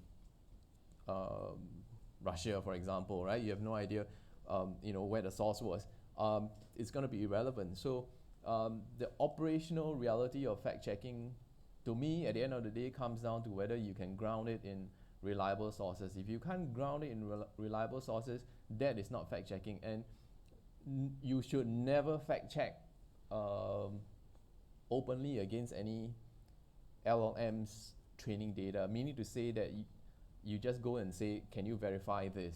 You should never do that. You should only verify it when you know that that LLM can access either through web browsing or connection to some database that you trust, and that it checks against that database. Otherwise, I would not consider that fact checking at all. Yeah, may I just add that I find that LLM is especially bad at evolving events. So if you want to fact check against evolving events, it won't be able to catch up. So there's always a time lag. So the tendency is you tend to get wrong information. Yeah. Right, the knowledge cutoff is a big problem. Yeah. Like the example you gave, eating about the one where you put in the which tool you use on the train. Gemini, Yeah. that one. But that one was like, I think it's misinformation. Yeah. Okay. Do we have time for more questions, Edson? Okay. Next question.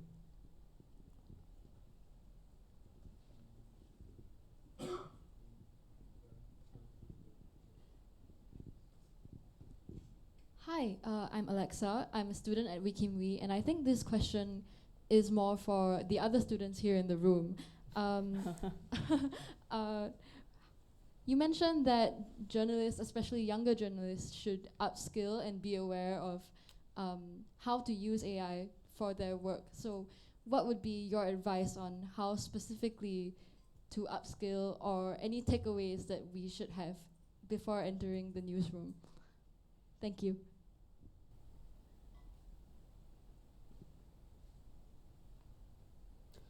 I'll take a first shot, and then you can get better answers as we iterate. So some of the test cases I put up in my talk, I think, are good ones to start with. Ask AI to read your copy and see what suggestions it makes. You'll probably get a sense of these are positive suggestions, these are ones where it may be going astray, and test with different models. I mean, there are a half dozen now that are large scale and serious, and get to know their different strengths and weaknesses. Test with AI condensing and writing headlines or news summaries, and learn where it succeeds and where it fails. Some of that you'll have an intuitive sense for. Some of you may want to ask your professors or practitioners. But I think there's a lot of learning by doing, and I think everyone on this stage is doing this too. That some of the things that I saw that were true in 2003 are different in 2004. So it's a matter of constantly going and just applying specific use cases. That would be my answer. I think I quickly jump onto that, because I find that George's slide on what the AI is good at doing and what the AI is not good at doing is very instructive for us in determining how we prepare ourselves in the newsroom. Because for the things that the AI is good at doing, then I think what we want is to learn how to use the AI for those purposes. And then for the skills that the AI is not good at doing, for example, like researching on people, deriving concepts, deriving interview questions, those are things that then we need to focus more attention on developing the basic skills in growing as a journalist? Yeah, I just wanted to add that I think predominantly for com studies students, I think for journalists, journalism students, you tend to be text journalists, as in written form. So I think the AI tool actually would be useful, especially for you to learn about different disciplines, meaning like visual journalism, photojournalism. And I feel that one thing that would be especially useful nowadays is that with the AI tool, sometimes it helps to bridge the communication gap between the different disciplines. So very often in the newsroom, sometimes the text journalist, right, will have problem trying to tell the visual people what exactly I want, to go with the story. And then there will always be this, ding dong, and then nobody gets what is it. But the good thing with the AI tool is that now, you can put that kind of instruction into the AI model, and then sometimes it comes out with a picture that, oh yeah, it's quite like what I want. And then you can use that to go to the visual desk and say, yeah, please, take reference from this. I want something like this. And somehow it helps to bridge that communication gap. So I thought maybe this would be a good time for journalism students to learn how to use all these tools to comms with people outside, of your field of knowledge. Yeah. My advice to young journalism students before ChatGPT came out was to get a monthly subscription of The Economist. Because the quality of writing that I was encountering from young journalists when I was editing in the newsroom was just atrocious. I'm sorry to say, but the quality of writing coming from young journalists coming through the newsroom these days, the quality has really dropped a lot. And I suspect that's a function of people reading much less and reading much less quality writing. And The Economist, I would say, for the amount of time spent and the amount of money, the ROI, so to speak, gives you the best return on examples of what good, clear writing is like, right? It's not fanciful writing, it's not the New Yorker, it's not the New York Times sometimes, but it is superbly clear, and that's the kind of clarity that you need in news writing. And that's what I tell journalists all these years, right? You need to understand what good writing looks like, and it's there every week. You can carry it around easily. And now with ChatGPT, I would still give that same advice simply because, I'll give that same advice and say, buy less coffee and get yourself a subscription to either ChatGPT, Gemini, or Claude as well. But you still want to have that subscription to The Economist because you still want a good, handy example of what good writing looks like, what good writing that has been not just been spat out by a large language model or some blogger, but has been thought through, edited well by a whole team, and the quality is just superb week in and week out. So I would say from a practical perspective, yeah, people will tell you, try to read more and things like that, but I would just be very specific. Get a subscription for The Economist, and if the newsroom is where you're aiming for, that's the kind of clarity of writing you should be aiming for. Thank you. Next question.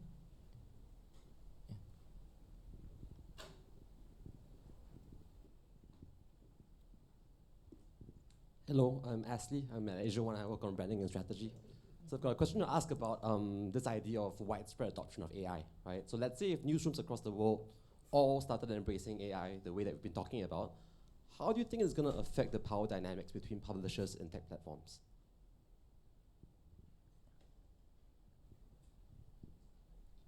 Edmund, you have the right to refuse your colleague's question.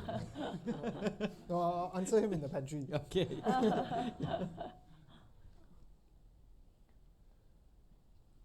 Would anyone on the three of you take this? Yeah. So you've got three giant wheels spinning at once. I think we're all trying to figure out how they will. I can offer a bit more context, right? I can offer a bit more context, right? So when we adopted social media, right, that sent us on a strange path that was supposed to be very symbiotic, but recently we learned that it's not really that symbiotic, right? I'm just asking, could the widespread adoption of AI also present a similar problem 10 to 15 years down the road, when we've really fully embraced this idea of AI, but then we become beholden to tech monopolies?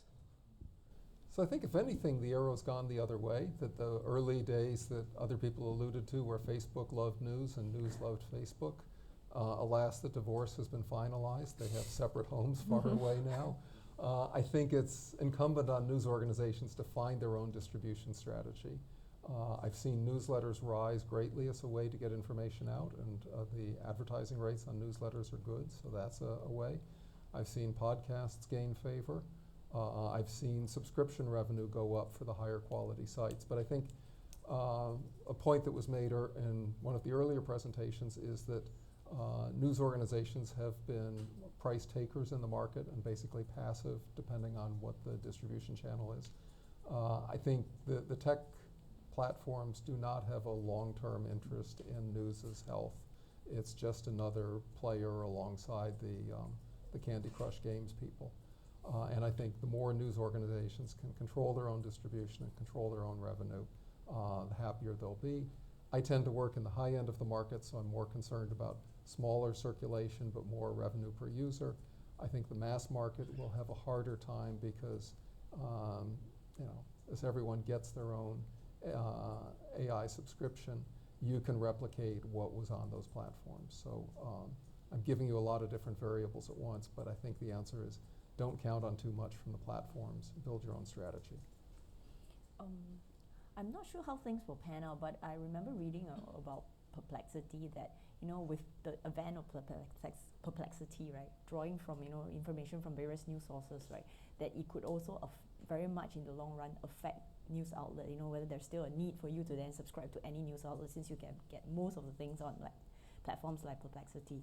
So my take is a bit like what George says, so which is what the newsroom is trying to do. So what we can try to do is really try to get more of your readers onto our own platforms, essentially get them to become your app readers, because these are the more loyal people. So if you continue to build all these people on your social media or even all these other platforms, the fact is, very often they are just flyby. It's very hard to get them to really stick to your platform. So now the strategy is really very much on how do we try to drive people to download your app. Because once they download your app, then the tendency is they tend to get more of your push notification, they tend to read you more, and in the long run, you build a stronger relationship. So I would say that while we try to use all these, work with all these tech companies, as tech enabler to try and build up some of the crucial, critical, basic capability within the newsroom, we are also mindful that at the end of the day, we must try to build our own followers in our own platform. So that's at least what we are trying to do. Yeah. And I think the relationship has really changed, or the views of tech companies and tech platforms have really changed in the news industry in the last 10, 20 years. So when social media first exploded, I would say that a lot of news outlets have a rather naive view of these platforms. Everyone just dove right in, posted a lot more content that they should have, devoted a lot more resources to it than they should have. And clearly that didn't work out very well for us. And I think with this AI phase, I would say most, if not all, media outlets are a lot more suspicious, a lot more cautious. Sure, deals have been signed, but I think at the same time, lawsuits are kind of all over the place as well. So I think the New York Times lawsuit against OpenAI is going to have a huge impact on how the broader industry is going to react to these AI services as well. Because if they succeed in suing, you can bet a lot more lawsuits are going to come. Thank you. Next question. Thanks.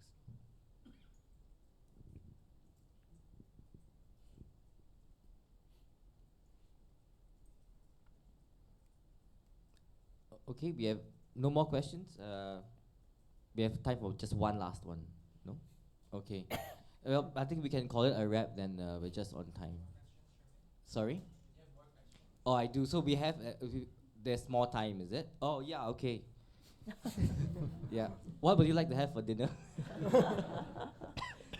I think we missed out one part, right, Chin Hon, since we have some time, that during your presentation you talked, and all of you all did as well, that the role of the newsroom becomes more important in this age of journalism and AI. Can we just pick up on that point a little bit and dive into how you see your newsrooms actually playing that role, and as well as that the role of journalism in society in mitigating misinformation and disinformation? Oh, okay. Well, I would say that things like fact checking, checking for misinformation, disinformation, the public just does not have any bandwidth or interest in doing that. So a lot of that is going to fall to, a lot of the work to do that will fall to the newsrooms or the government agencies themselves. So Singapore is a peculiar situation whereby the government agency or some government agencies are quite active in sort of policing certain parts of the internet to say if, say, the Prime Minister has been used in a deepfake, or maybe in a crypto scam ad, the kind of stuff. The certain government agencies will be quite proactive in catching that stuff and flagging it to the public. So that's one part. But on the newsroom side, it is a huge challenge. I've been running the deepfake detection side of the projects in the newsroom for CNA for the last 3 years of sorts. The technology hasn't evolved as fast as we would have liked. So if you have had experience using a deepfake detection tool, they all vary in branding and colors on the website and things like that. But essentially, they give you the same result, right? They will just give you a label to say whether this video or this audio file you uploaded has been manipulated or not, and it will give you a confidence score, right? It can be from 0 to 99% certainty about whether this thing has been manipulated or not, and that's about it, right? They may give you some additional data visualization as to certain heat maps as to which part of an image had been manipulated and which part had not been, and which part of the video likely had been manipulated and things like that. But that's about it, right? It still can't tell you with great confidence where this file was downloaded from, what exact techniques have been used to manipulate this video or this photo. And it can't tell you how far this potential file might have been spread on social media, right? It can't even give you a good sense. So all these data points that you need in order to do a proper debunking are all these pieces of the puzzle are kind of missing at this point in time. At this point, we're not sure how soon the technology will catch up to allow us to fill in the blanks for these missing pieces of the puzzle. But if you make the assumption that the journalists then have to fill in the blanks themselves, it's a huge challenge, because the newsrooms, the traditional newsrooms as they are right now, are not designed to have the skills to handle this volume and this level of sophistication for deepfakes and state-run disinformation campaigns, frankly, right? No doubt you would run fact-checking for your story about a local event, about a local politician and stuff like that. But when you're dealing with the big players and you're dealing with the really sophisticated stuff that's out there, I'll frankly say that most of our newsrooms are just not properly trained to deal with that kind of stuff. And so scaling up in terms of those skills is going to be a huge challenge. How do you do that on top of all the stuff that they've got to do on a day-to-day basis, right? We are not a full-time analyst team. We're not a full-time debunking, fact-checking team. So to figure out a way to do that is going to be really challenging. What the big news organizations like Reuters, AFP have done is that they've organized dedicated fact-checking teams that have specialist skills, and they use both commercial tools as well as open source intelligence tools to help them really dive very deep into analyzing whether this particular video that had been posted on social media about an explosion in Beirut, Gaza, or wherever is actually true. And they go to the levels of, say, comparing the shadow on the ground to see whether it's sort of like supposed to be at the right time that this video claims it's to be. Can they match certain? Has anyone seen that viral video of the pager exploding in a supermarket in Lebanon, I believe, right? So how did they fact check that particular video? They fact checked it by comparing the tiles on the ground, right? And looking at where this supermarket near in Lebanon was, and it came down to that level of analyzing. So I would say that to do that the skills needed to do that kind of fact checking is just not common in most newsrooms, and it just requires a higher level of training, a greater level of training that I'm not sure that we have invested or will invest at this point in time. So I would say it's really an open question. How the newsroom sees itself evolving in the next 5 to 10 years is frankly not just a question that those involved in the tech projects can answer. It's a big issue that the newsroom managers themselves have to think about, and they have got to address sooner than later, I think. Yeah, so I'm only seeing a small part of this whole thing. I mean, I agree fully with Chin Hon, but I would say maybe for Zaobao we have a little bit of advantage, which is the fact that because of the language, like because we read like not just English but also a lot of Chinese sources material. So at least in terms of fact checking, trying to combat misinformation, I guess we do have quite a fair bit of extra credible sources to fall back on, or at least to also check against. So that's I guess one little advantage we have. And also in terms of if we look at adopting tools that we could use to potentially help us with this, I mean besides the kind of tools we see in the Western world, I think we can also then look at the Chinese, the kind of the technology they have and the tools they have in the Chinese world, which is, I mean, it's quite advanced in their own way. So potentially that could be something that we could also leverage and harness on. Yeah. Any of you would like to add? I thought that was comprehensive. Yeah. Okay. I have a question, right? In following up what you said, one of the main criticisms of AI in journalism is that it opens the door to lazy journalism, and it sort of resonates with what you said, what you mentioned, Yiting, that this is the demise of good journalism, right? But listening to what you both have just said, it seems like there is a lot of work being done at back end when it comes to AI and journalism, and it runs counter to that phrase that AI opens the door to lazy journalism. What is your take on this then? That AI opens the door to lazy journalism, but given what you mentioned is counter. Actually, I would think that it boils down to the attitude of the individual. Because I mean with AI, I mean like I said, a lot of menial tasks could be done by AI. But if you really aim to be a good journalist, some not just any journalist, then you really need to be on top of it. So what is the extra value add? So there's actually a lot of room for you to work on, whether to be able to oversee or use AI even more intelligently and build upon that layer. Or if you just think I'll just cruise along and the AI can I'll just use AI and just do my daily reporting, that's good enough. I think so it boils down to very much a personal attitude. Because if you are comfortable with that, you can really just go back to a lazy journalism kind of a situation. Yeah. And I think AI redefines what is good journalism. Because in the past, writing skills is very much valued. And to be able to produce good writing takes years of training for the human. But actually with proper training, sadly I think for Chin Hong as well, I think we can feed enough economist articles into an AI to create content that sounds like the economist. George, we might do that with your content as well. I'm a big fan of The Economist, and the one thing I want to get on the record is not only do they write well, but they think really well, and that sort of provides the straight line that holds their articles together. But I think read them for the choice of words, but also read them for the movement of ideas. But so actually along those lines as well, then this may sound blasphemous, but I think what the industry would increasingly value is less on writing style, but maybe on clarity of thinking, clarity of idea.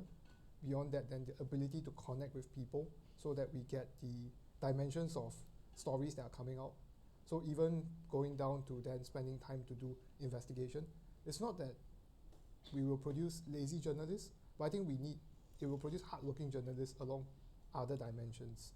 And I think when we talk about the different kinds of content that might then develop, I think beyond investigative journalism, then it could also go in the dimension of deep profile. Because I think it has been proven that AI is not good at replicating human interaction. It doesn't create that kind of warmth that somehow you can get in a one-to-one cozy profile interview. So I think that's another dimension that we'll go into. So rather than to say that we produce lazy journalists, maybe we produce journalists that spend less time writing, but journalists that spends more time on the ground finding the stories, journalists that spends more time on the ground connecting with people, and as well as journalists that then think from a more conceptual perspective as well. One extra perspective I'd add, I think journalism as a profession tends to be very resistant to change and feeling that whatever's new is problematic. I'd read a 100-year history of the BBC, which was an enormous book and chewed up 2 weeks of my life. But it was worth it just for the account of how people within the BBC reacted in the late 1950s, early 60s when television arrived. They hated it. They felt that radio was the true way to disseminate information, and everyone who left the glorious radio team to go work on the upstart TV team was making a career-ending mistake, and that having pictures was going to cheapen it, and that really being audio only was the way to go. And you know how things played out. But I think we're going to be much better at finding things to worry about vis-a-vis AI than we are in appreciating all of the new avenues that it will open in the same way that television did. I hate to be the skunk at a party, but I'll say that lazy journalism is more popular than you think. You know, if lazy journalism is not popular, Mothership would not be where it is today, right? But it is also lazy journalism with a twist, right? It's not just lazy per se, right? So they put a entertainment spin to it. They make it fun to read. They make it enjoyable for whatever reasons, and people go to the website, go to the app, go to the Facebook page, they enjoy the videos and all that kind of stuff. But do they spend the same amount of time reporting on a lot of issues compared to the other outlets? I don't think so, right? Whereas some of my former colleagues at Today, which has been shuttered, they would spend weeks doing a long report called a big read, but readership is just very poor on some of this very long form articles. So the returns on investment for some of these things are just not necessarily equal in terms of the amount of time you spend on it. So even if you succeed in pivoting to this investigative journalism thing, being able to get returns on it is not a sure thing either, right? One of the most depressing things during my time in the Today newsroom when I was sort of helping with the print to digital transition was just looking at the readership figures every day, and the kind of stories that people want to read are exactly what you would consider lazy journalism, right? I mean the easy articles about the accidents, some scandal going on, they didn't require, or some entertainment stuff, some stars coming to Singapore and things like that. They didn't require a lot of effort. And you may consider that kind of stuff lazy journalism, but people love to read it. So, and I would tell you that AI is going to be really good at churning that kind of stuff out. So it comes down to whether, aside from using AI to spit these things out fast, can you also put a different spin, a different take on it that will make it more enjoyable, more entertaining, and that people don't really, that people don't know for sure whether it's AI or not, right? The whole point of it is to make sure that you package it, repackage it, disguise it well enough that people don't know it's AI. In fact, I will tell you that if you tell someone right now that an article is purely written by AI, they would prefer not to read it. But if you repackage it well enough and they can't tell, and I would say most people can't really tell, it's more palatable. So I would say don't underestimate lazy journalism. And on that note, I think it's a very nice way to end for us to reflect a little bit on the different values of journalisms in society. So thank you very much, panel, for being here. I think dinner, the buffet dinner is ready outside. Yes, Edson? Yes. So thank you again for coming, everybody.